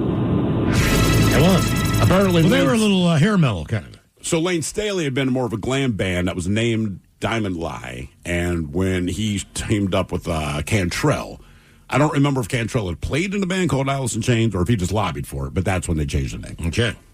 And speaking of Kathy Faulkner, you're not going to believe this. We have Kathy Faulkner joining us right now on KISW. What's going on, the late Kathy Faulkner? Hola, gentlemen. Hola. Look at you, bilingual and everything. Kathy, what have you been up to? About 5'6", my dear. 5'6", so standard. Kathy, are you able to tell us a few of your favorite memories? You had a long career here, legendary DJ. Is there one that you can tell on the air as far as one of those memories that's burned into the back of your brain? Well, there's many that I can't, of course, as you know, Miles. But there's one that came to mind today, actually, and it was when I was working late at night on KISW. I think I was working the 10 p.m. to 2 a.m. shifts. And it was very common that local musicians would stop by the station just to say hi or play their tunes or whatever. And it was one evening when I think it was Damon Stewart and myself and Paul Kelly were at the station, and Jerry Cantrell shows up with a friend of his. And his friend was Lars Ulrich of Metallica. Oh, Jesus. And they came with a pack of beer and hanging out to play tunes. But it was right before the Black Album was coming out, and they couldn't go on the air and say it was Lars from Metallica. So it was Jerry stopping by the station with his Uncle Bob. But as you know, Lars's voice is so unique. So it's like, Uncle Bob, what are you doing this summer? And he goes, well, I'm going to be touring around. I think I'm going to tour Europe this summer. Uncle Bob. Uncle Bob, yeah. Did people figure it out pretty quick? He said hello, and you knew Uncle Bob was Lars. Yeah, absolutely. As soon as he says hello. His voice is very unique. It is very unique. Look, for better for worse, though, right? Because you were, from our perspective, you were here during the heyday as far as music goes, right? So for better or for worse, what was your most memorable band interview, right? Because in my mind, there's memorable, because we talked to Ozzy Osbourne. It's memorable. It's memorable because we had Zakk Wylde. For all of the wrong reasons, that was very memorable. Chris Cornell, very memorable because it was just a great interview. So, for better or worse, what is the first one that pops into mind and why? Oh, my gosh. Okay, it was the night before Versus came out. Pearl Jam did Rockline from a small studio up on Capitol Hill. And afterwards, Jeff and Ed came to the station to play tunes. And it was the night during Rockline that Ed saw his face on the cover of Time magazine and was not pleased with it because he said no. And anyway, so they came not sober to the station. And it was one of the most memorable nights of radio for me because I was convinced I wasn't going to be working the next day. So you imbibed as well. Yeah. So Ed was enthralled. This is when we were on a 712 Aurora North, and he loved our music room because we had this huge vault of vinyl.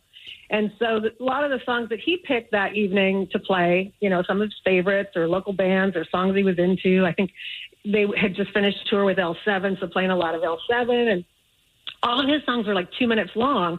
And so I would start the song, and then he'd go up in the music room and never come back. And I'm like, what am I supposed to play next? Ed, come back.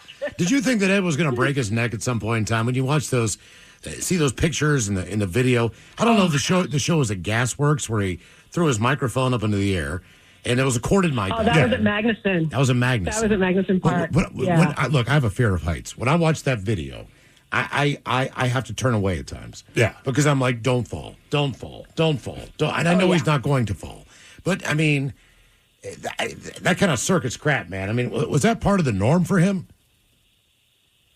Well, he told a story once that he went rock climbing with Chris Cornell, in the Cascades, and they had no business climbing to the heights that they were. And I think they had some radio interview or some promotional thing they had to do the next day. And he said they weren't sure that they were going to come back.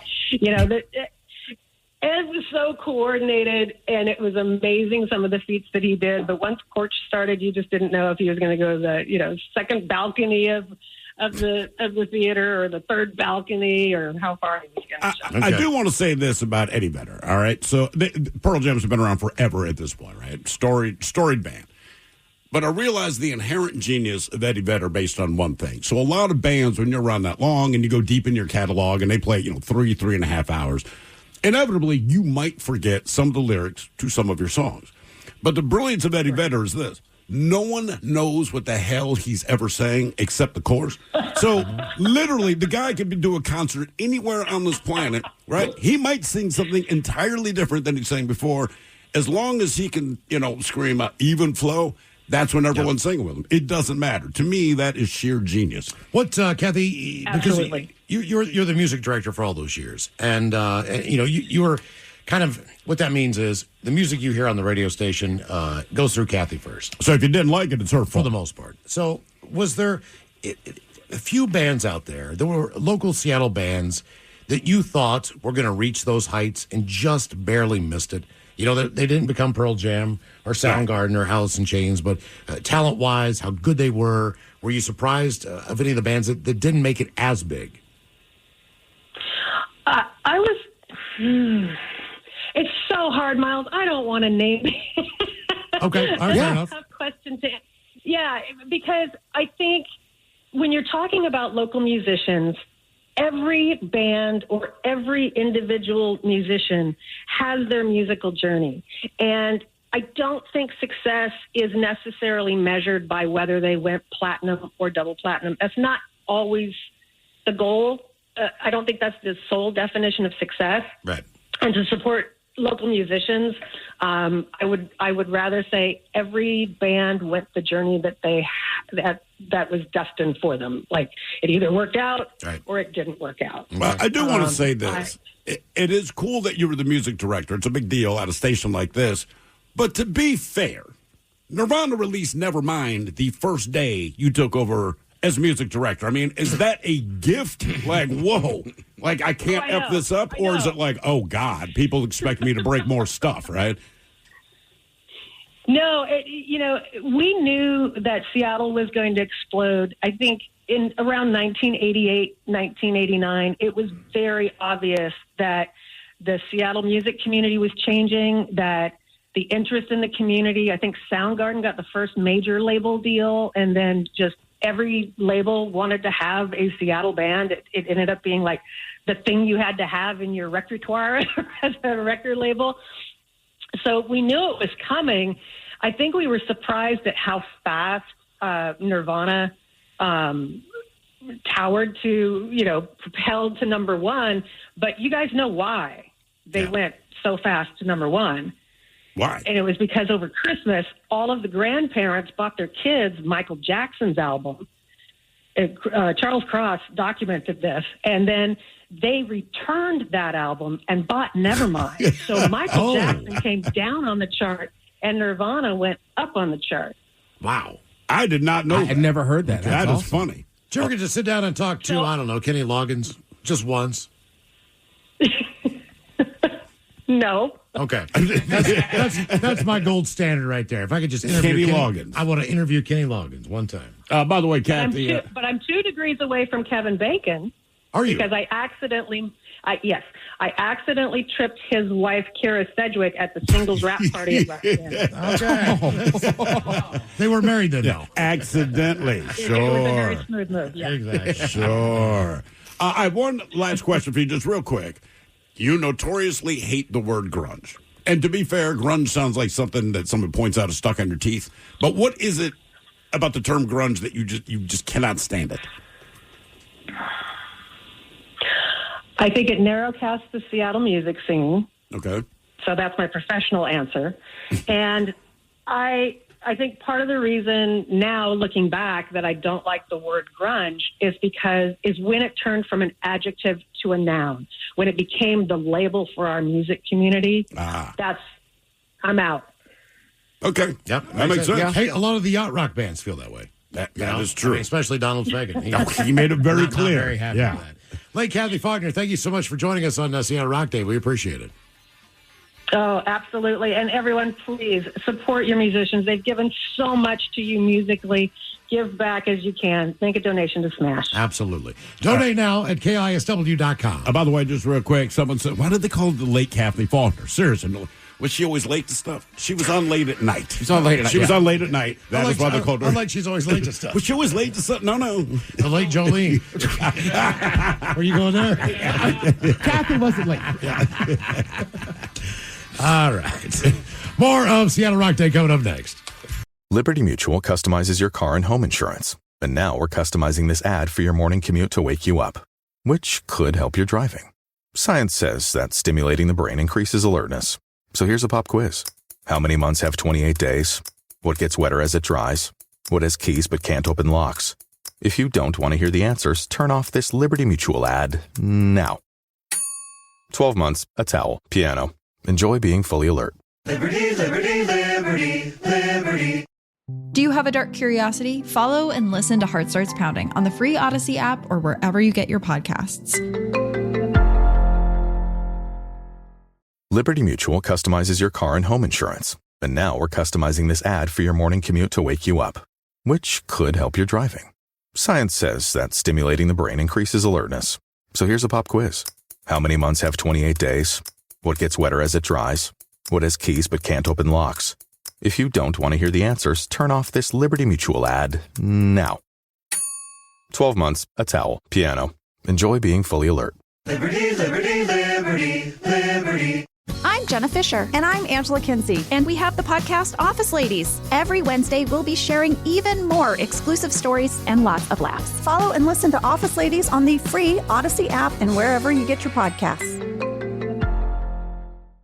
We return to the men's room with Miles and Thrill. Seattle Rock Day is benefiting Smash Seattle musicians access to sustainable health care. We're almost at $20,000. Come on. We need to hit that number. Now, couple things for auction. A Black Raven beer tasting with the men's room. That currently sits at $510. Damn. Ooh, how about that action? All right. People are paying to drink with us. Which is crazy because all of us go to the bar a lot. Mike, how are some of the other items and the auction going so far? Well, let's see. I know that you guys have been tracking the Little Woody's custom burger, the burger of the week. You know, I haven't talked about it all day. No. Funny you bring it up. Sitting at a hefty $460 to get that one named. Man. Still by Anonymous right there, just sitting. Okay. I saw Ryan bid it on it earlier. So there was a lot of infighting on the burger. There is. There is. Because everybody wants their name on the burger. Animosity there. You got a recording session at Studio Litho. It's currently sitting at an opening bid of $200. There's the... Dude, if you are a musician and it's only $200 for that, bid on that, man. Right. Seriously, like that. But just back in my day when we were recording, and this is before, computers now, you can record at home and all that. There's nothing wrong with that. Inevitably, it kind of sounds like you recorded at home. We couldn't even do that. So when we wanted to record something with the band, it was about getting studio time, and studio time is money. And like a lot of bands, we were broke. But, man, those few times that we got the money together to go into a studio, one, it feels cool. If you're a musician, you walk into a professional recording studio, man, and you see all the buttons and you realize, I have no idea what this guy's doing on the board. But the difference it makes in the music you record is unbelievable. There's a reason why people don't release albums that they recorded at home. Yeah, that's a fact. That's it. You also got the KISW concert package sitting at $350. Apparently that's valued at over $500. Yeah, this day and age, man, that is a ticket. One ticket. And the Wolfie autographed guitar is now over $1,000. Holy smokes, yeah. But I think the guitar value itself is already over $1,000. Right, the guitar itself, it's a nice guitar. Right. So he signed it. There's an Ice Nine Kills signed guitar that's over there sitting at $680. Okay. Way under value. Do it. Run it. Donate now. We want to hit $20,000 at least, hopefully by the 5 o'clock hour. That would be awesome. We want to shoot higher than that, but $20,000. Please give what you can at KISW.com. Coming up on the program, she is one of the dentists that works with Smash. Her name is Dr. Nicole O'Brien. Yeah. And so as far as some of the dental things that Smash works with, she is one of those dentists. For $50, that covers 2 dental exams and standard cleanings. Just $50. Look, it might not sound exciting. I got some questions for her. Yeah, I just do. So the doctor on the way, but first time for a couple of emails from the men's room at KISW.com. You've got mail. You've got mail. And we'll jump right into the birthdays, brought to you by Men's Room Roasted Red Salsa from San Juan Salsa Company. Dip responsibly. All the guys, please wish my husband Marcus a very happy 34th birthday with the Leroy Jenkins. The Dirty Germans talking about playing World of Warcraft. Coach Ted giving advice about working a stressful job while trying to raise a 1-year-old and keeping the wife happy. He loves you guys, and he listens every day. You guys are awesome. Thanks, guys. That from Shay. Let's do this. Leroy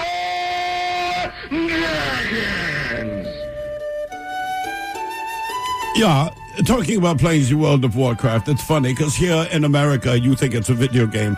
In Deutschland, it's what we refer to as masturbation. So I play a lot of World of Warcraft. Yeah, and generally we're just used to hearing that after we're done. Yeah. Wow. All right, you got a stressful job, you got a 1-year-old home. The coach has simple advice for you, all right? Work's going to be work, you're going to be stressed out. But when you come home, little Chuckanuck is going to be sitting there. He or she's always going to be happy to see you. True. Now, deal with the wife. Oh, coach is sitting this one out. Just know that kid's happy to see you, and hopefully that will de-stress you a little bit. Yeah.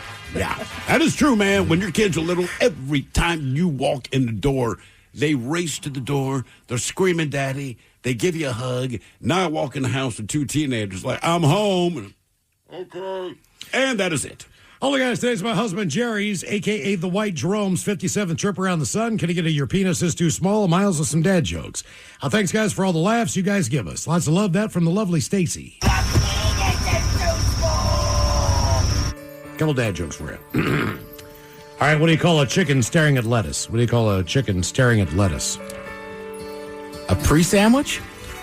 Chicken Caesar salad. My daughter asked me what it would be like to be like a dad, and I told her to ask me again when she has kids. You know, she said, "But what if I don't want kids?" I said, "You got it."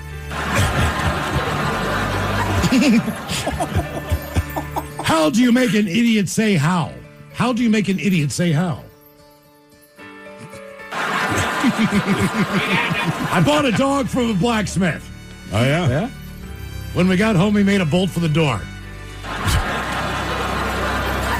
And finally, why should you not kick a volcano? Why should you not kick a volcano? Why? You might crack a toe.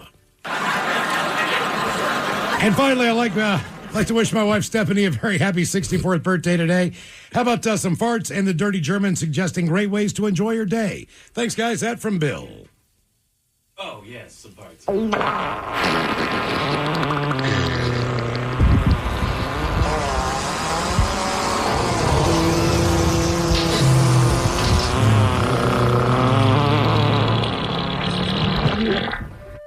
Yeah, the best way for you to enjoy the day is buy a video camera, you give it to your husband Bill, and then he videotaped you having sex with the Dirty Germans. Yeah, it's the old game of hide the Venus Schnitzel until you find a spot. Yeah, we learned that by the age of 16. Hide the Venus Schnitzel. All right, guys, here you go. Happy, happy, happy birthday. Happy, happy, happy birthday. Happy, happy, happy birthday to you, to you, to you. Ya's a Dirty Germans brought to you by Men's Room Original Sausage. Available through Uli's World Famous Sausage, mensroomlive.com, and other fine retailers. Schweinefleisch. Liberty Mutual customizes your car and home insurance. And now we're customizing this ad for your morning commute to wake you up, which could help your driving. Science says that stimulating the brain increases alertness. So here's a pop quiz. How many months have 28 days? What gets wetter as it dries? What has keys but can't open locks? If you don't want to hear the answers, turn off this Liberty Mutual ad now. 12 months, a towel, piano. Enjoy being fully alert. Liberty, liberty, liberty, liberty. Hi, I'm PJ Vogt, and I want to tell you about my podcast, Search Engine. We try to make sense of the world, one question at a time. No question too big, no question too small. We will even answer your questions if you send them in. Stuff like, what happens when a cemetery goes out of business? What should we do about teens using AI to do their homework? Who buys luggage at the airport luggage store? Follow and listen to Search Engine in partnership with Odyssey, wherever you get your podcasts. Nicole O'Brien, thanks for joining us. Hey there, thanks for having me. Yeah, Seattle Rock Day benefiting Smash today, and you were involved on the dentistry end. Exactly. Yep, we love to take care of patients at the office. How long have you been working with Smash? Gosh, I have been working with Smash and Nicole Vandenberg for quite a few years, helping patients where we could. More meaningfully, in the last 6 or 9 months, we've developed maybe a more streamlined pathway to get people some real regular care. Okay. I'm just curious, one of the things with Smash, because you're helping the Seattle area musicians. Now, as a musician myself, and I don't know if you're going to know the answer to this, guitar players, singers, drummers, or bass players, generally speaking, who has the worst mouth? I mean, just who has the worst teeth? Let's see. Where do you fit in the band? I'm not going to tell you. I want the unbiased answer. You should here. see this girl. Well, I'll tell you, the number one emergency I see is people hitting themselves in the tooth with the microphone. So I think that might be your answer. Whoever's got one of those things right in their face. Yeah. It happened to one of my bandmates years ago. He stepped on the base to the microphone. It rocketed forward. I don't know that it messed up his teeth, but it blew his lips open.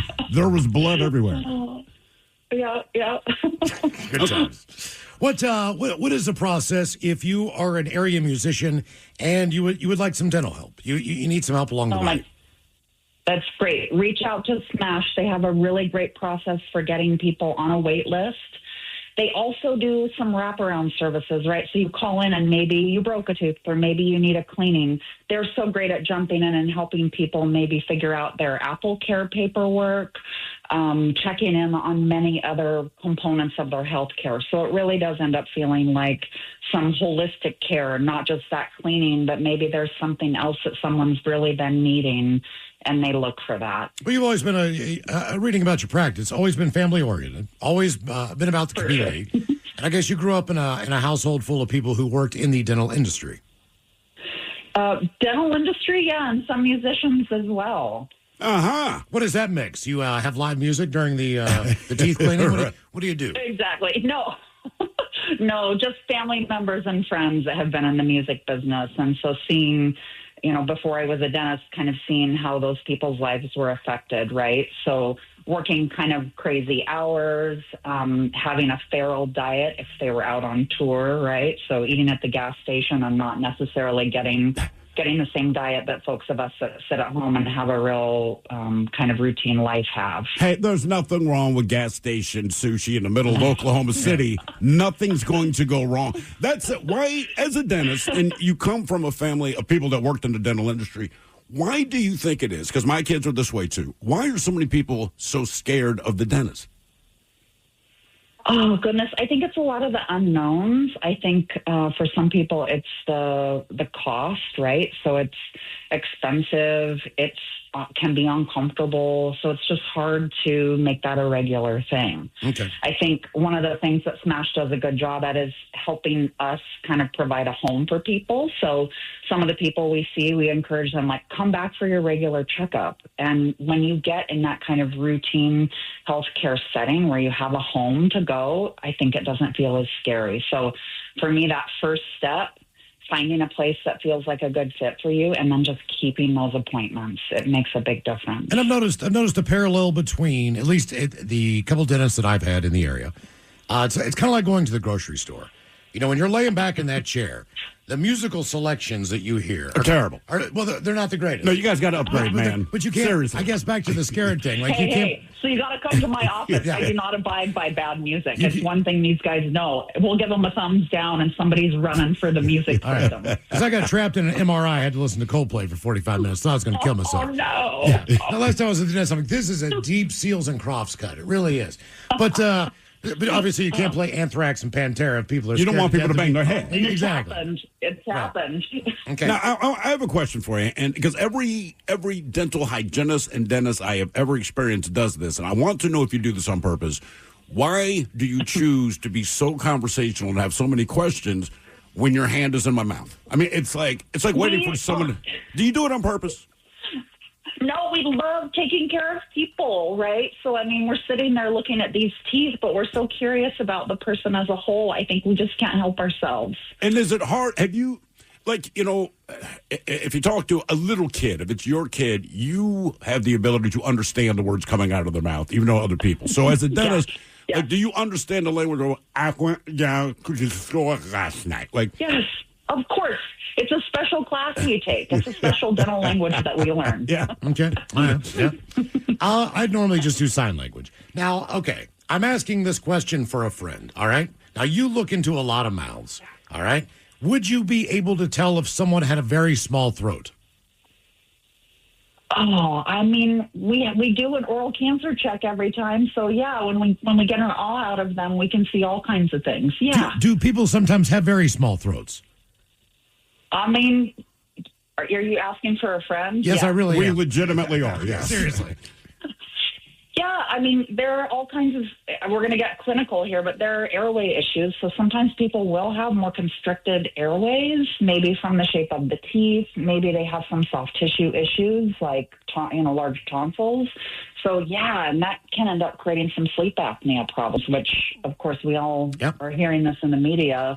Sleep apnea doesn't always mean just snoring. It can mean not breathing. And that's a big thing we check for in dentistry and have referrals for. Now, do you tell that math is adding up? It absolutely, for this particular person, yeah. If someone has unusually large tonsils, do you mention, I know it sounds dumb, but like my dentist, and again, we're not in your world, so I don't know if it's good or bad, but my dentist told me I have an unusually high mineral count in my saliva. And I don't know if she was coming on to me. I didn't know if she's hitting on me.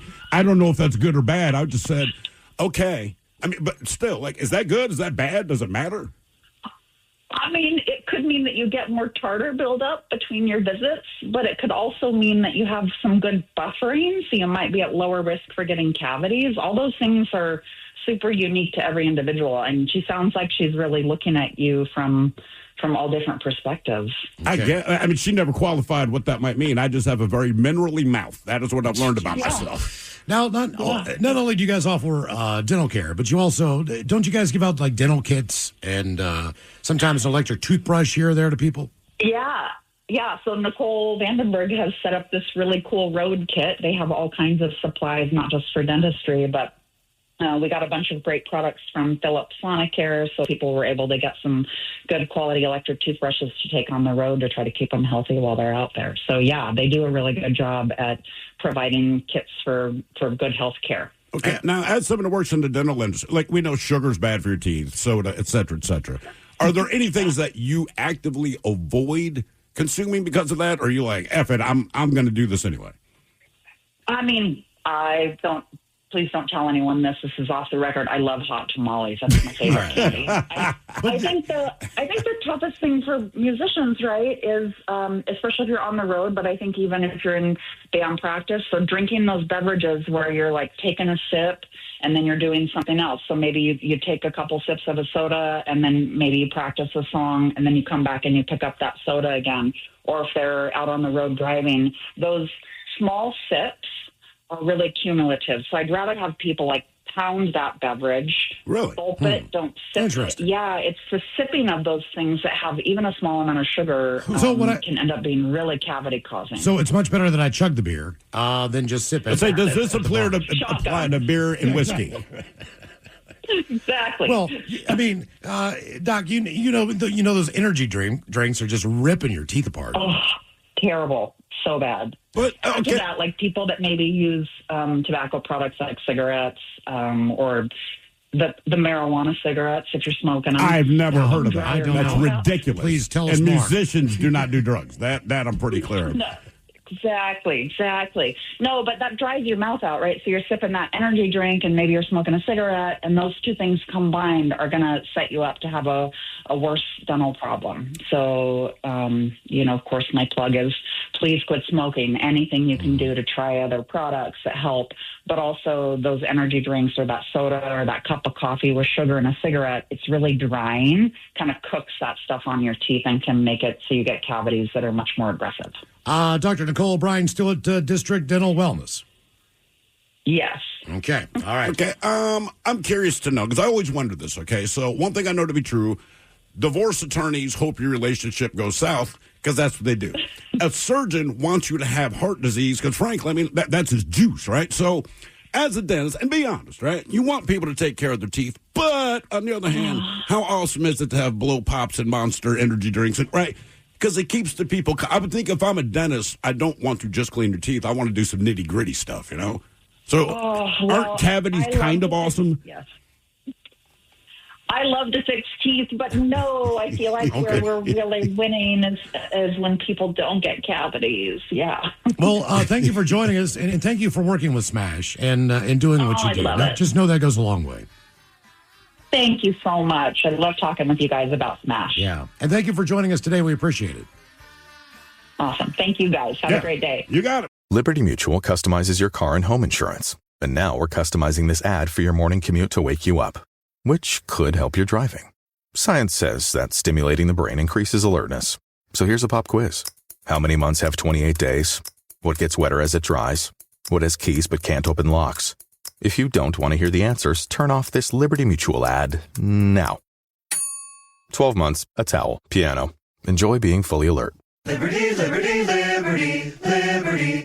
You know, over the years, I've seen it all. So now I'm sharing it all. Join me for Unfiltered Talks with the names you love on my new podcast, On Par with Maury Povich. Follow and listen to On Par wherever you get your podcasts. The Men's Room returns with Miles and Thrill. Coming up at 5:08, we'll drink and toast with the shot of the day. And we do have your headlines on the way at 5:50. But first, quick check-in with Mike Hogg at some of the stories and headlines he is not working on. Well, Miles, that would be on a normal day that we would check on the headlines that I'm working on. And in fact, I'm not working on any doggone headlines today. If you've never been here on a Seattle Rock Day before, here is how this works. I completely sacrifice all of my headlines. I do it here just because I want to give everybody an opportunity to donate. You know, they've been hearing about it all day. Hey, if you can, give a couple bucks to Smash. Hey, if you can, go on up and check those auction items. If you were looking for a time to do it, now is the absolute time. So if you're there at home, pull out your phone, jump out the computer. What is it, Mike? Is it 40 minutes? It's everything ends on the auction at 5:30. Correct. Not the donations. Correct. But the auction stops. Yes. The auction stops then. At 5:30. Trust me, I understand what it is. I'm going to wait till the last second, and then I'm going to put in my final bids. It doesn't work like that. I have seen so many people that have jumped in there and tried to get in there in the last second. It doesn't work that way. There's proxy bids that are set, as you see. Somebody who says, here's the most I'm willing to spend on this at this point. So you're going to go in there, you're going to put in your donation, you're going to go out there, you're going to put down your bid, you're going to get outbid almost instantly. So now is the time to go on there and check on those bids. And check where you're at. Also, from an auctioneer standpoint. Yes, sir. This is a tax write-off to some degree, correct? Yeah, based on the fact that you're giving to a charity. You're giving to a charity. Absolutely. Definitely to donate. The donation part of it is something that is tax tax deductible. There we go. Thank you. So if you're waiting for an opportunity, if you're in your car, safely pull over to the side of the road and jump on there. Go to KISW.com. Follow the links for Seattle Rock Day, and you will find where you can donate right there. We are inching so very, very close to the milestone of $20,000. We'd like to at least get up and over that before. We need something to toast, right? We got the shot of the day coming up, so we need something to toast there. So we encourage everybody to jump on in there. We've had a couple donations here that have just flowed in. Dimitri jumped in, made a $55 donation. Thank you, Dimitri. Fun fact, a $50 donation helps cover costs for 2 dental exams and standard cleanings. Smash is a sweet deal with their dental partners. We just talked with Dr. Nicole earlier today. Philip also made a $55 donation. Thank you very much. Jason made a $50 donation, says, wish I could donate more, but thank you for doing this for our local musicians. Hey, thank you for doing that, man. You know what? Yeah. The whole thing, give till it hurts. At the end of the day, you found the extra. You dug deep. You've pulled out of what you have. You've looked inside your own heart, your own side of your own financial situation, and you've given them where you can. We've got Jim, 35 minutes ago, gave you $500 donation. Right. Jim, to rolling. So this little sheet that our friend Kayla here gave me doesn't have anything for what $500 will cover, but I will tell you that it'll cover two. Let's see here. Two of these, a $250 donation will move one musician off of Smash's 28-person emergency dental wait list. Wow. So you just covered 2 people. Jesus, right. Took them off the emergency wait list. Yeah, a wait list is the worst list. Especially when it's dental in an emergency. Absolutely. You do not want to wait for that. No. Because that's something that just keeps on getting worse and worse and worse over time. Yeah, that pain's not going away, whatever's going on. Like, you need to get in there and get it done. That's a great donation, man. And you're up there, you're the music's pounding and all of that, and your teeth feel fantastic. And you still have to play. That's right. Right? You still got to play, man. You got to tough it out. You got a crowd full of people saying, entertain me. Make it happen. All right, that's it. I mean, that's the truth of it. Miles, as you mentioned, we also have an auction that's going on over on their same website. This is the Smash website, and we got a handful of items up there for sale. Still got the guitars that are doing crazy. The Ice Nine Kills guitar sitting at a staunch $680. You got the Pearl Jam signed guitar. Up and over $11,000 on that one. That's a collector's item. That is an absolute collector's item. It's got everybody on there. No wonder McCready got fired today. People apparently like the guy. He didn't get a severance package or anything. Nothing. Castle just said you're out. He cleared out his desk and walked out. They brought the cops in there to take him out. Yeah, one of those escorted to the door. I was going to say, he got radio fired. Yeah, the ambassador got thrown out of the embassy. It was rough. It was, man. It's a bad look, but, I believe he's taking it well. Put a black bag over his head and drug him out through the through the cargo. Wolfgang Van Halen signed guitar sitting at up and over $1,000. Just That's 3 bits to get That's up a there. deal. That's a huge deal. 1,020. He's going to go for that places, guitar. man. He's just getting started. Dude, he's so good already. We are at 32 minutes left on the auction. 32 minutes left on the auction. Very good, Miles. The drinking experience with the men's room beer tasting. I'll be there in just a second. We'll come back to that guy. The Little Woody's Custom Burger. It's still sitting there at $500. If you want to get in there, you can name that thing what you want it to. You can put whatever it is that you want to on there. Who's jumping in over there?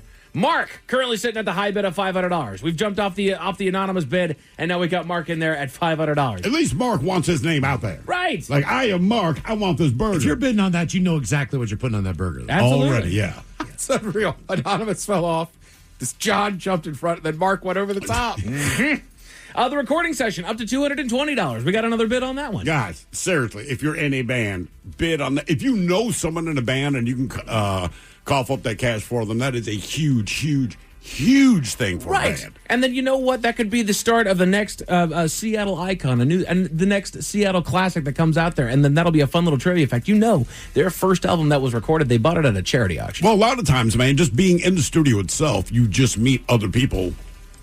And, I mean, a lot of commerce kind of goes down that way, right? People hear what you're doing, like, God, you should open for us. You'd be amazed what happens, man. Absolutely. That is a huge deal. Having people in helping out, donating today helps live music. Tinker Tim, he's donated $100. He goes, I love live music. $100, man. You say? Well, $100 helps cover the cost for custom-fitted earplugs. Yeah. Again, there's what Smash does is they consider the things that you don't consider. You guys been talking about it. The bands get up there, they play their songs, thank you very much, good night, and they leave. The earplugs, they're out there getting deafened each and every time that they get up there. By rights, everybody that goes to a concert should wear earplugs. Well, it's funny. Every time we do like the new originals practice, there are us, and then we play with some actual musicians. Absolutely. The actual musicians, seriously, before we fire the practice, you see them all break out the earplugs. They will always offer them. I always turn them down because I'm like, look, I don't play as much as you, so I'm fine to just get my head blasted open, but yeah, they throw an earplug. This is practice. Absolutely. What were you about to say there, Ted? Oh, no, just preventive, right? That's exactly what it is. Yeah, that's what helps out so much, right? Absolutely. I mean, for all of us, especially for these musicians that need, before they get into the problem where they need, an ear doctor, now, with Tim's donation, a couple of them going to have the head or the earplugs. Exactly, man. Exactly there. Again, down to the last 30 minutes here of our silent auction, our online auction there for Smash. We've got the KISW concert ticket package sitting at that $350, as we said. Which is $200 under value. Yeah. As far as what it would actually cost to go to those 3 shows. Exactly. And I also want people to understand there for a second. You're going to go to these free concerts. You got the Black Keys. You got the Pretty Reckless. You got Rise Against. All coming to town. You're going to go to all these concerts. And for each and every one that you're going to, you're going to stand there. You're going to be cheering your head off. You're going to be drinking all kinds of beer and having fun. You might even get laid that night. And you're going to be sitting there thinking, I raised money for charity when I did this. And spent less than the people around me. That's right. Yeah. Seriously. I'm sitting here. I gave to charity and now I'm at a concert. That's what that is. We got a signed poster for Unwrapped an Acoustic Holiday. That signed poster includes all the members of Pretty Reckless. Yep. Taylor Monson, Des Rocks, Wolfie Van Halen. Yep. Brent and Zach from Shinedown. Yep. So that's a pretty cool thing. Hollywood Undead, Daughtry. Yep. Got them all in there. Did we get on that one? Yes. Maybe. I believe, because I remember they handed us markers when we walked in. Yes, that's right. It's always tough to tell when, the real bands, the real famous people are back there. Do we sign these? Do we not? Right. We did, because we were standing next to Brent and Shinedown, all right? Right. And I'm looking at him, I'm like, if you're going to sign it, should I have a sign? He's like, dude, absolutely sign it. I'm like, but I feel stupid because you're signing. Right. Why are we signing the same thing? Value goes down when I put my mark on this thing. I just ruined your autograph. Right. Who's this tool over here? And then we got the Men's Room Black Raven beer tasting here in the KISW studios. You're going to come on up here. We're going to enjoy some delicious Black Raven beers. Currently sitting at a high bid of $1,560. That is insane. Mike, quick question for you. This came from YouTube. It says, where can you just donate money? So they don't want to necessarily bid on anything, but they want to donate the cash. That is an excellent question right there. So what you're going to want to do is you're going to want to go to KISW.com. I will go on this adventure with you here, folks. Go to KISW.com. The biggest thing that we got there, it is front page. It says, today we celebrate Seattle Rock Day and give back. Click on that guy. Click on that big old picture of Seattle Rock Day.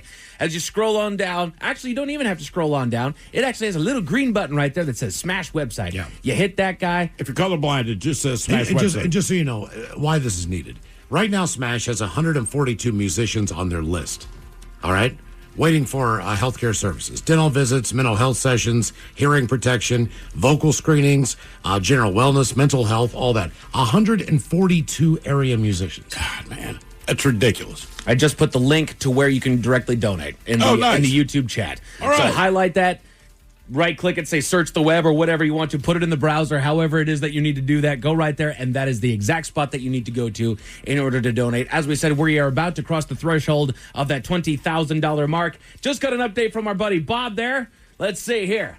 With the auction totaling so far $15,000 and donations totaling $5,000, we have just jumped up and over $20,000. Okay. All right. A little ways to go here before the end of it. That's right. The auction's going to end at 5:30 sharp. You guys are down to 28 minutes. Let's see how high we can get this. Donations, money goes to the end of the show and on late at night with Jolene, too. Yeah, correct. So please keep donating. Correct. But the auction will be done at 5:30. That's right. Do not delay on that. Get all those donations in. Now we're inching ever closer to $25,000. Let's see how high we can get this guy. Again, go to KISW.com. It is the biggest link that is on there that takes you to the Seattle Rock Day website link, and that'll take you to the Smash website, and that's where you can make that donation. As far as the Black Raven tasting, sitting at $1,560. How do we get roped into this? I don't know.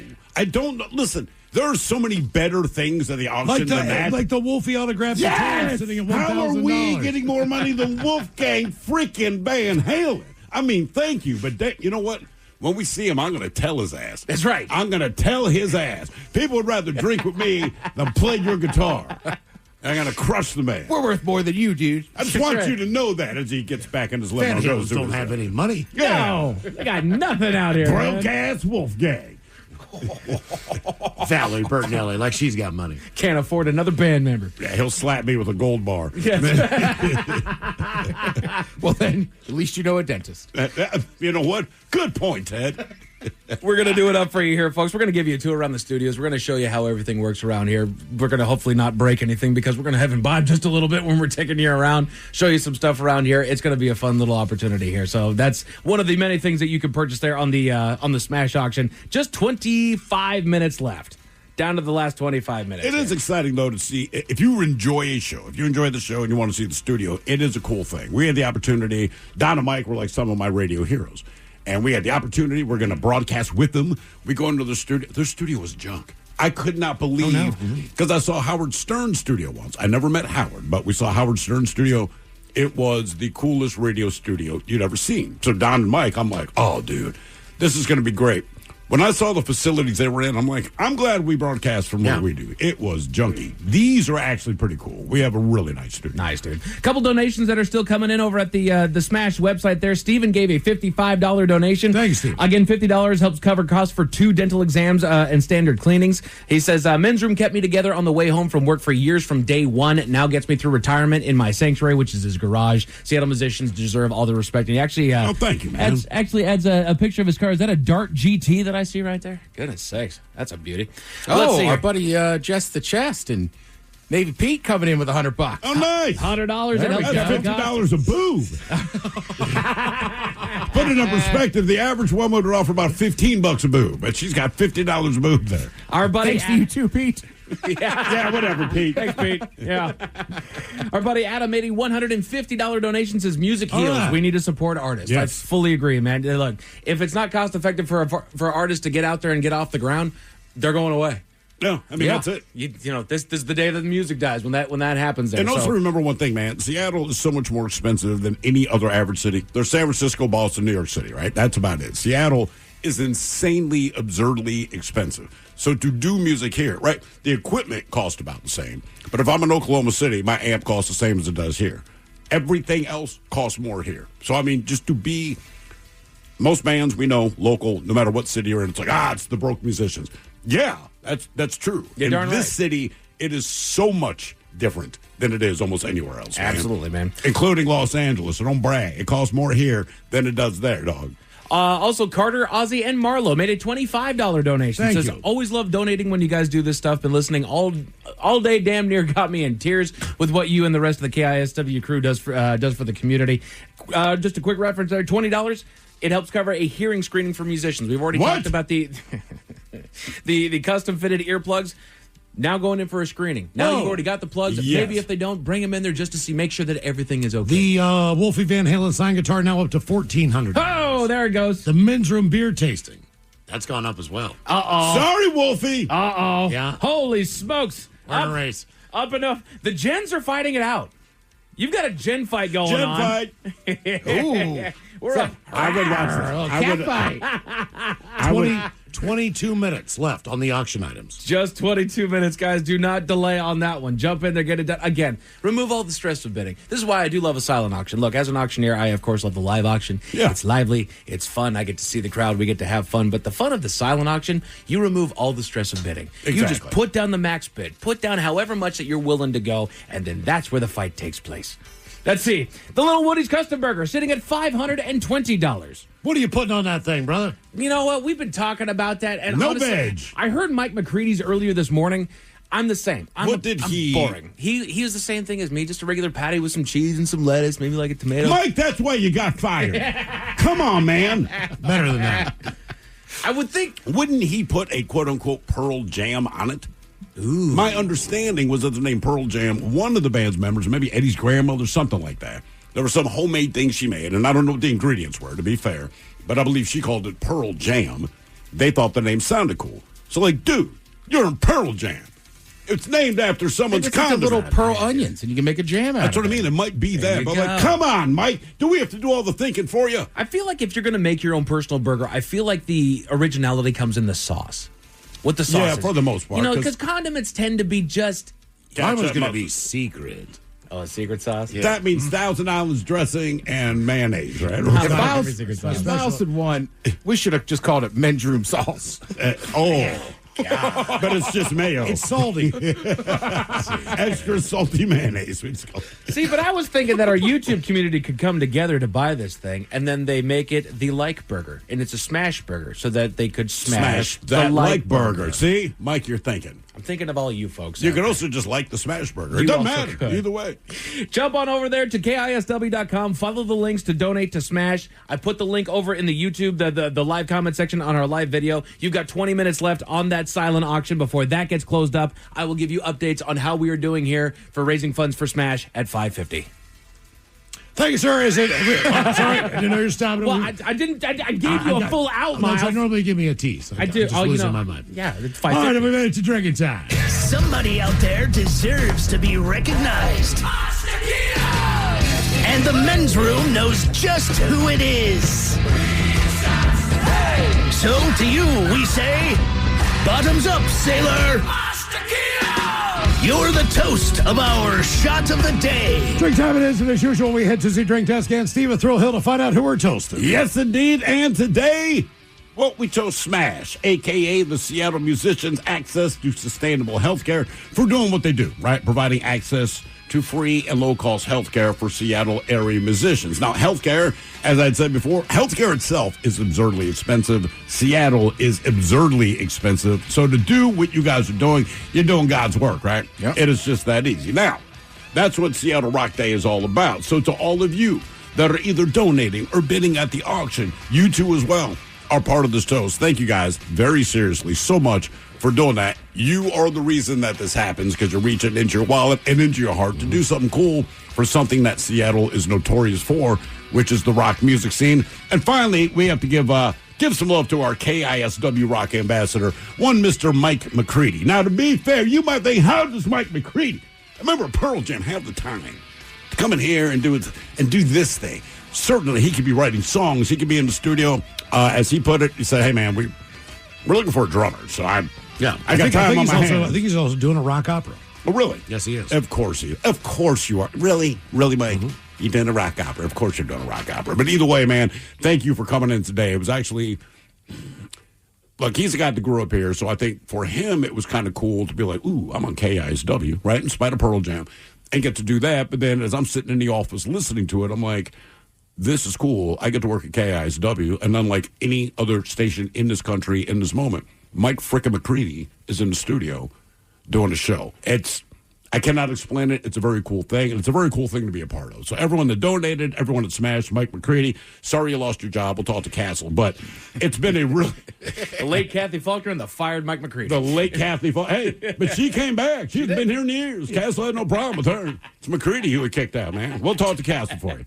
But hey, man, everyone that made this possible, like I said, from Smash to the people making the donations, and also, and probably most importantly, the actual local Seattle musicians, man. We've played with a lot of you. We've actually had that privilege, whether it's to do originals or you guys doing some events that the station has put on. It is always cool to meet these guys. It is certainly cool to play with you guys. And I will say this. I've been playing bass for 41 years now. And every single band I've seen, you are much better than me, man. So keep doing what you do, right? That's why we're here. So we pour this booze and we drink this booze because we think it's yummy. Yummy. So over the tongue and down the throat to party in our tummies. Down the hola, bichola. All right, let's get a contestant on the line now for Profile This, 206-803-ROCK. Profile This is next. Liberty Mutual customizes your car and home insurance. And now we're customizing this ad for your morning commute to wake you up, which could help your driving. Science says that stimulating the brain increases alertness. So here's a pop quiz. How many months have 28 days? What gets wetter as it dries? What has keys but can't open locks? If you don't want to hear the answers, turn off this Liberty Mutual ad now. 12 months, a towel, piano. Enjoy being fully alert. Liberty, liberty, liberty, liberty. I want to tell you about a new podcast from Odyssey called Family Lore. It's about interesting family stories and the truth behind them. It's available now on Apple Podcasts, Spotify, or wherever you get your shows. The Men's Room presents Profile This. And Stephen throw hooks. Please, everyone on Profile This is played. I sure can, Miles. It's a simple game where we share with you a real-life news story, something that happened right here on planet Earth. Earth. And as you listen to the story, based on the stereotypes you believe to be true of people and the decisions that people make, we'll ask you what it is you think makes the story a story. Hello, Isaiah. Welcome to the Men's Room. Good afternoon. Hola. All right, Isaiah, you understand how this here game is played? Well, certainly do. All right, today you have your choice of one of three categories. We have the wonderful world of drugs. We have interior decorating, where you guess the foreign object that ended up on the inside of someone. And finally today, Animalize This, where you guess the animal responsible for causing the problem. Let's go for the classic interior decorating.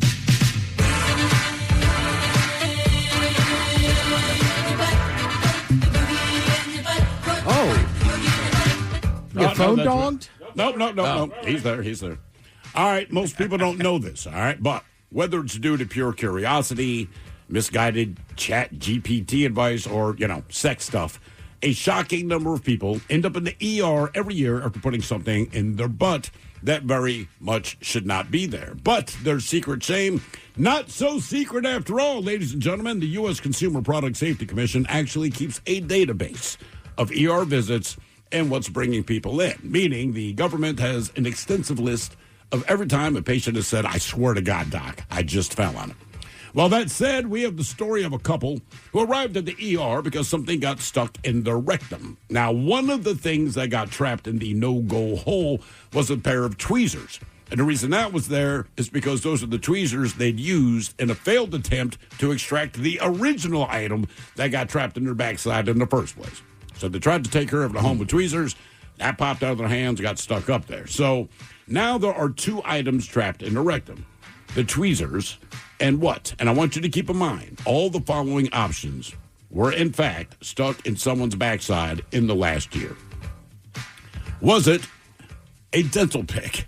Jesus, people.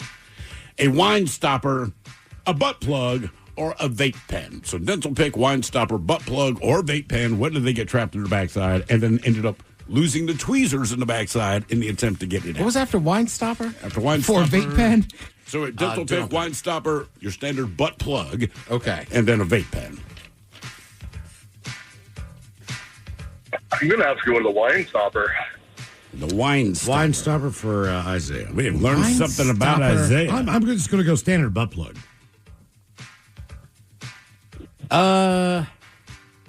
Watermelon kiwi vape. Oh, wow. I like that you have the flavors. Wow. Along with the tweezers, what else was up in there? Was it a dental pick, a wine stopper, a butt plug, or a vape pen? We'll find out next. That was a tease. You are listening to The Men's Room. 99.9 KISW. Category is interior decorating on profile. That's a couple. They were using some tweezers to try to get something that was jammed up someone's backside out. Yeah. Unfortunately, the tweezers got stuck up there too. So there were correct. two objects, the tweezers and something else.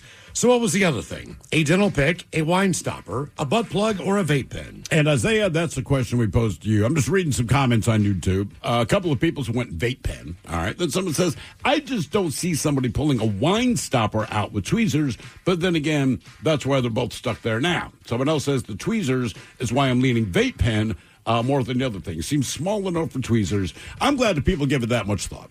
So now we get to reveal the answer. Now, V. Ted Smith, you went vape pen like most people on YouTube? Yeah. It was not a vape pen. Let that be a lesson to our YouTube viewers. Do not use tweezers to extract a vape pen from your backside. These people have proven it does not work. And don't put vape pens up there to begin with. That's actually better advice from V. Ted Smith. Mm-hmm. That is why you're the radio personality in Seattle. The best. The best. Because that is the best advice in this situation. We start with fundamentals. Right. I missed that. I'm already trying to be too big. Isaiah, you went with the wine stopper. It was not a wine stopper. And don't feel bad, because also it wasn't a wine stopper. Miles, you went old school, just an old-fashioned butt plug. Yeah. Yeah. Okay. So the thing was, it was me. They put the butt plug in, but the butt plug itself broke inside. So they used the tweezers to try to extract the now two separate pieces. And as we said, the tweezers got lost in there. So to be honest with you, if I had to go to the doctor with any one of those four, I'd be most comfortable with butt plug. Right, exactly. Because that's what it's designed You needed for. the needle Correct. nose pliers. Yeah. That's what you needed. Come on, people. Now for all TV news all the time, it's time for TV Time with Tate. And now, because your pathetic life is confined to countless hours in front of a talking box, the Men's Room presents TV Time with Ted. All right, your choices today. You got the Jimmys, Fallon and Kimmel, Colbert, Steven, Seth Meyers, or Ted Smith. Is it Ted or is it late night? That is right through the tunnel. These guys have teams of talent writers help them come up with their monologues each and every night. It is up to you to determine, is this an actual late night joke and from whom, or could it be a V. Ted Smith original? Mother's Day is this Sunday. It's the day we celebrate all moms, grandmas, and yes, even stepmoms. She's nice. She makes Dad happy, and hey, she was in your chemistry class. Wow. Colbert. Fallon? Colbert. Folks, Mother's Day is this Sunday. It's the day we celebrate all moms, grandmas, and yes, even stepmoms. She's nice, she makes Dad happy, and hey, she was in your chemistry class. I know. That was had me rolling all day. The Met Gala was held on Monday night, and it's a glitzy event where stars from all walks of life dress up and show off fashion. And because it's the Met, they still lost. Ooh. I'll say Seth Smith. Smith? Yes! That's a good one. All right, yeah. I figured I was trying to get you to go Seth because he hates the. Well, he makes fun of the Mets. Yeah. A man in England was recently pulled a car with his penis more than 31 feet while on fire. Let that be a lesson, everybody. Always renew your AAA membership. Colbert. Fallon? Seth. A man in England recently pulled a car with his penis more than 131 feet while on fire. Let that be a lesson to everybody. Always renew your AAA membership. For For the first time, the FDA authorized fruit-flavored vapes for adults. This is fantastic news for your sister's boyfriend. The newly approved flavors will include mango, menthol, and blueberry. This is going to lead to some awkward checkups eventually. Mr. Johnson, we have the tumor biopsy, and I'm afraid it's, all berries. Colbert. That's Colbert. For the first time, the FDA authorized fruit-flavored vapes for adults. This is fantastic news for your sister's boyfriend. The newly approved flavors include menthol, mango, and blueberry. That's going to lead to some awkward checkups eventually. Mr. Johnson, we had the tumor biopsied. I'm afraid it's oops all berries. Obviously, today we're trying to raise money for Smash. Yes. Right, supporting local musicians. And also with local musicians, keep in mind that Seattle is a massively recognized music city across the world. Yeah, without a doubt. Also, still plenty of time to donate. Anything helps, right? I think the auction might be closed by now, but you could still go donate some money. So going with musicians all over, and we know, right? We interview some of them, and they're always like, man, I've been dying to go to Seattle. So I have a list of some videos that have been filmed in Seattle. All right. Obviously, I shouldn't say obviously. Most people would know Hunger Strike was filmed Discovery Park and the West Point Lighthouse. Yeah. All right. We talked about... but we only know that because we live here. I think if I were, if I lived in Oklahoma City, no idea, dude. Yeah. You would assume everything's an L.A. production, right? I hope Oklahoma City doesn't know that knowledge. I hope they do. You got our team. How about that, bitch?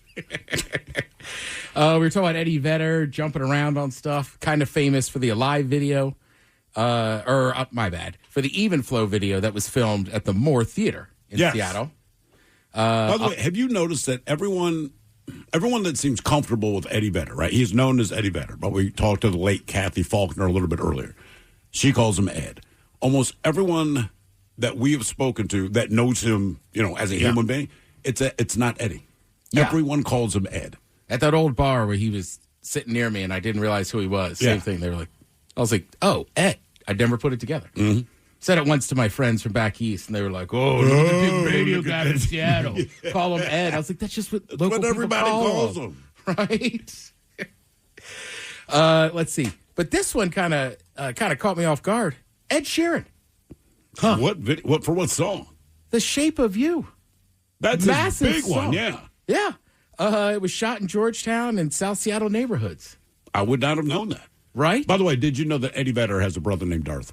Oh, doggone it. Sorry. Darth Vedder? Yeah. Oh, yeah. Thank you, Ted. Damn, man. He's not a Star Wars guy. Come on, it was just Sunday, man. Oh, still. Come on. We got an update?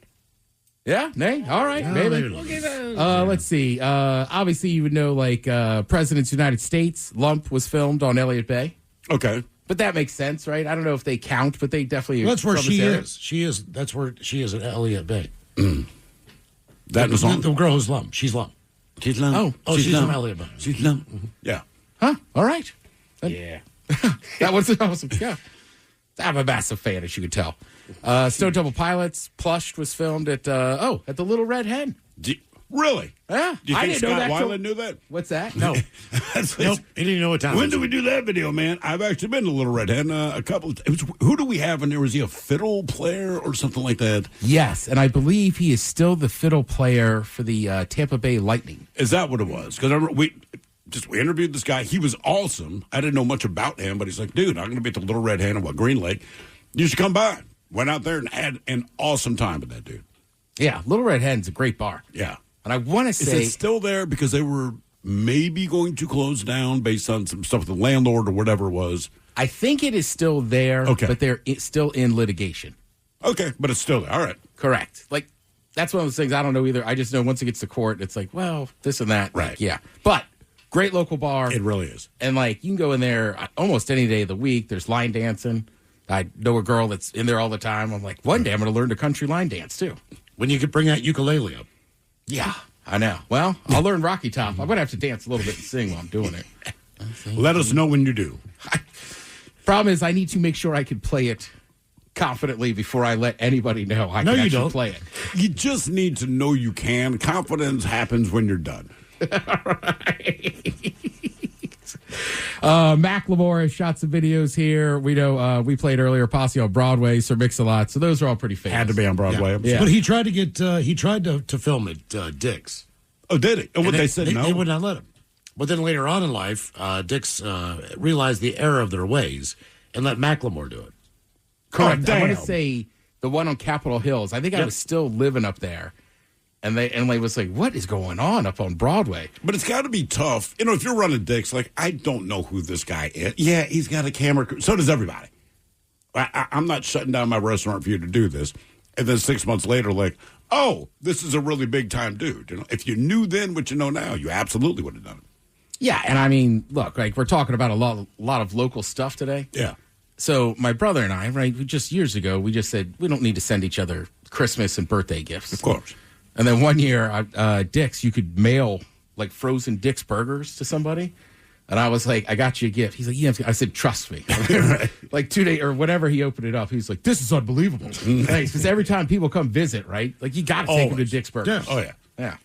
All that good stuff. Harvey Dangerfield video here. So, makes sense. Yeah. Different people, and just good to know that, besides the local scene, people love coming here, and it's a musical city. It definitely is. Yeah. Now, I would say, as a Seahawks fan, it's amazing. We won the Super Bowl last year, and we're still getting hated on. No kidding. Oh. We get too much grief out here, dude.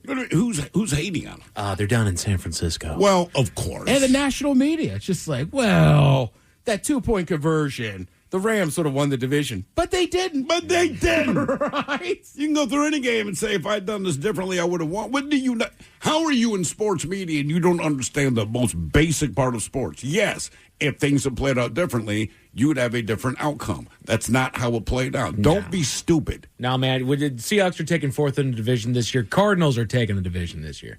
Yeah. And the Cowboys are going all the way, right? Yeah. We hear it every year. You guys are real good at your job. Stick with it. And also, it's hard to, like, rage bait people in Seattle once we get to summer. Yeah, okay. We don't care. Got the best summer in the country.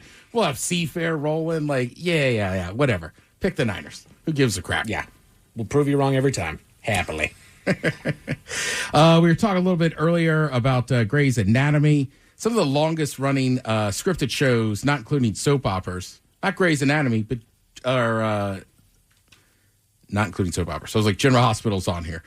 But what was I going to say? Sesame Street was fourth. Saturday Night Live is in there at seventh place. Yep. 60 Minutes. 60 Minutes is in there. We got Law and Order or NCIS. Either South Park.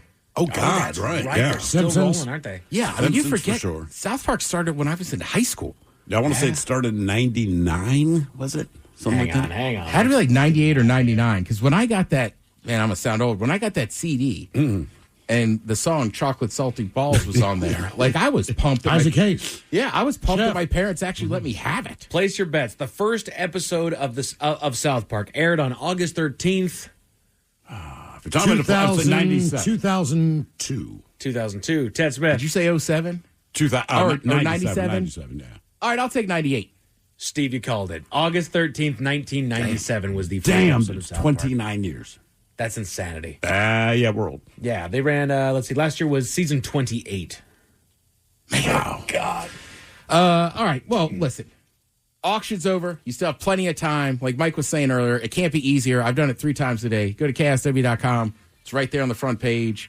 Get to the Smash page, and then there'll be a button right there. Donate the cash. Yeah, just donate. You like going to local shows. You like local musicians. Well, this is how we can help them out to keep going to shows. Yeah. Thank you, Ted. We appreciate it. You're listening to The Men's Room. All day we're celebrating Seattle music and supporting the people who make it. Hi, I'm Seattle Rock Day Ambassador Mike McCready from Pearl Jam. Bid on auction items now with 100% of the proceeds supporting Smash, like a guitar signed by all of us in Pearl Jam, memorabilia, and more at KISW.com.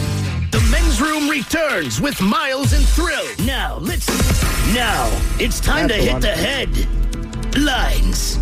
Here's Mike Hawk. Yay. That's the one I meant to hit. I can produce a board. Here we go.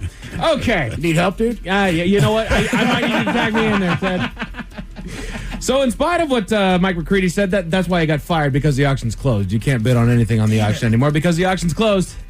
Doggone it, man. They fired him after 1 hour. We give the guy one task. 1 hour, and it's like, dude, you're out. But what you can do is you can head to KISW.com, follow those links, to Seattle Rock Day over to the Smash donation page and make your donations now. If you are waiting for a time as far as to donate on our show, give us all the credit, because we're credit hogs over here. We prefer the credit whores. Just say whores. Ted is. Why'd you switch it to hogs? Just say whores. Well, because this is a family program. Rock and Sock gave him love this morning on their morning show. They did. Jeez, I know. Lord. It's too much. Surprised he didn't come in with a gold chain. Oh, wait, he did.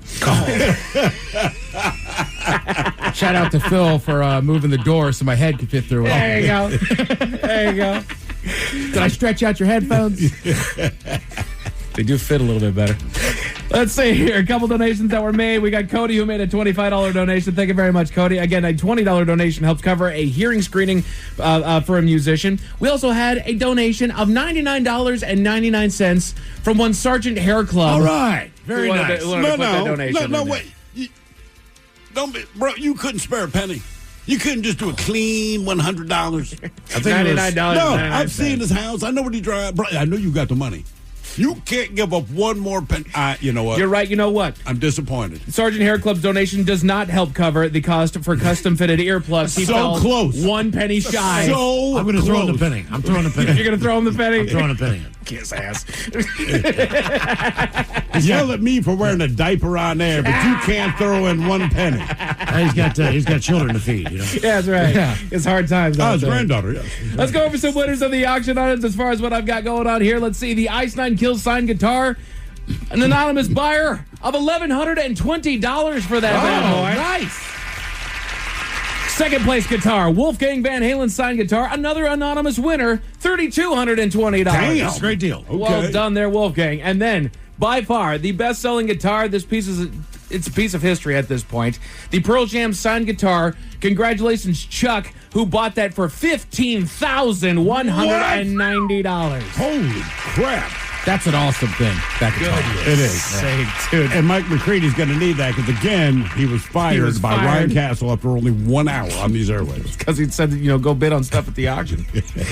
As far as your experience packages, the recording session, congratulations to Andy, who bought that for $440. Dude, I think you got the best deal out there. I'm stoked for you, man. I hope that comes out as good as you possibly can. I hope we get to see you in the future with that one. That's awesome. Miles, Thrill, I know you guys were fighting hard for the custom Little Woody's burger. Man, to a point. Look, that's my favorite. That's my favorite item. Taryn Daly was out there putting in the fight. Ryan Castle was in there putting in the fight. But in the end, Taryn Daly, what? No, she didn't. Mark won it with a $630 bid. Okay. Thank you very much, Mark. Right. Congratulations. Hey, Mark, if you're listening, let us know what that burger creation is going to be when you figure it out. Absolutely, let us know. So we can tell people to go there and get it. Right. Shoot us an email. We want to know everything about this burger. But don't include lettuce or tomato or pickles. And then by far... Mark, you bought it. You put what you want on it. Unless it's lettuce, tomato, or pickles. By far the best experience is the Men's Room Black Raven beer tasting here in the KISW studios. Congratulations to that idiot Jess who spent $2,300. Wow. To drink with us. Was it Jen? Jen. I said Jess. Jen S. Jen S. Yeah. So it was Gen S versus, what was the other Gen? Gen S versus Gen C, I believe. It was a Gen battle going down. It was a Gen fight. She beat Gen C by $10. But Gin and Tonic wins. But Gin and Tonic wins. Hey, thank you, man. Thank you. Yeah, that's going to be a good time. Some more concert or auction items here. The concert ticket package. Congratulations to Jesse, who bought it for $510. All going to Smash. Enjoy those shows. That's still a steal. That is absolutely a steal. The signed poster for Unwrapped, an acoustic holiday, an anonymous bidder won that one for $360 to wrap up our auction for Smash. Congratulations to all those winning bidders. Refreshing this one time, see if there's any other donations over there on the donation page for Smash. Let's see here. Just a quick little rundown here as we're winding the show down. A $250 donation is going to move one musician off of Smash's 28-person emergency dental wait list. 28 people are sitting on there. $250 wipes them off of it, gets them taken care of. A $200 donation helps cover a porcelain crown for a musician on Smash's emergency dental list. $100 helps cover the cost for custom-fitted earplugs. It's the price of a tank of gas. It helps cover the cost for custom-fitted earplugs, unless you're Sergeant Air Club, in which case we'll throw them the penny. It almost does it. A $50 donation helps cover the cost for 2 dental exams and standard cleanings. And a $20 donation, a simple $20, helps cover a hearing screening for a musician. And now, let's see here. I'm going to be fired when we come back. Let's do it. For one penny, I'm going to lose my job. What do we got? We got the update from Bob. Can I get a drum roll, please? You all, each and every one of you heroes out there, has raised an amazing $30,699. All of it going to Smash. Crowd goes wild. Well done, everybody. Congratulations to you. $25,000 worth of wonderful donations. That's $25,000 in donations alone on that one. It is incredible what you all have accomplished. You guys are awesome, man. You guys are so absolutely much. amazing. Thank you all so very, very much. And with that, Mike Hawkins. Keep sending those donations with lovely Jolene coming up. I believe a Mother's Day Bad Choice Friday tomorrow. Yes. And Ted versus the FCC. Yes, indeed. It's all true. Again, on behalf of Smash, Mike McCready, ourselves, thank you guys so much for what you did. In the meantime, please do what you do best. And for Aletha's sake, stay beautiful. The Men's Room has been taped before a live studio audience. Wardrobe and makeup provided by Mantastic Limited. This has been a presentation of the Men's Room Radio Network. Oh, man! A Double Flush production. Before, intelligence told you what happened. Now, it decides what happens next. Preventing fraud before it hits. Adjusting customer experiences in real time. Optimizing every decision as it unfolds. This is the shift from insight to action. Discover real-time decisions at Teradata.com. Teradata, activate your enterprise intelligence.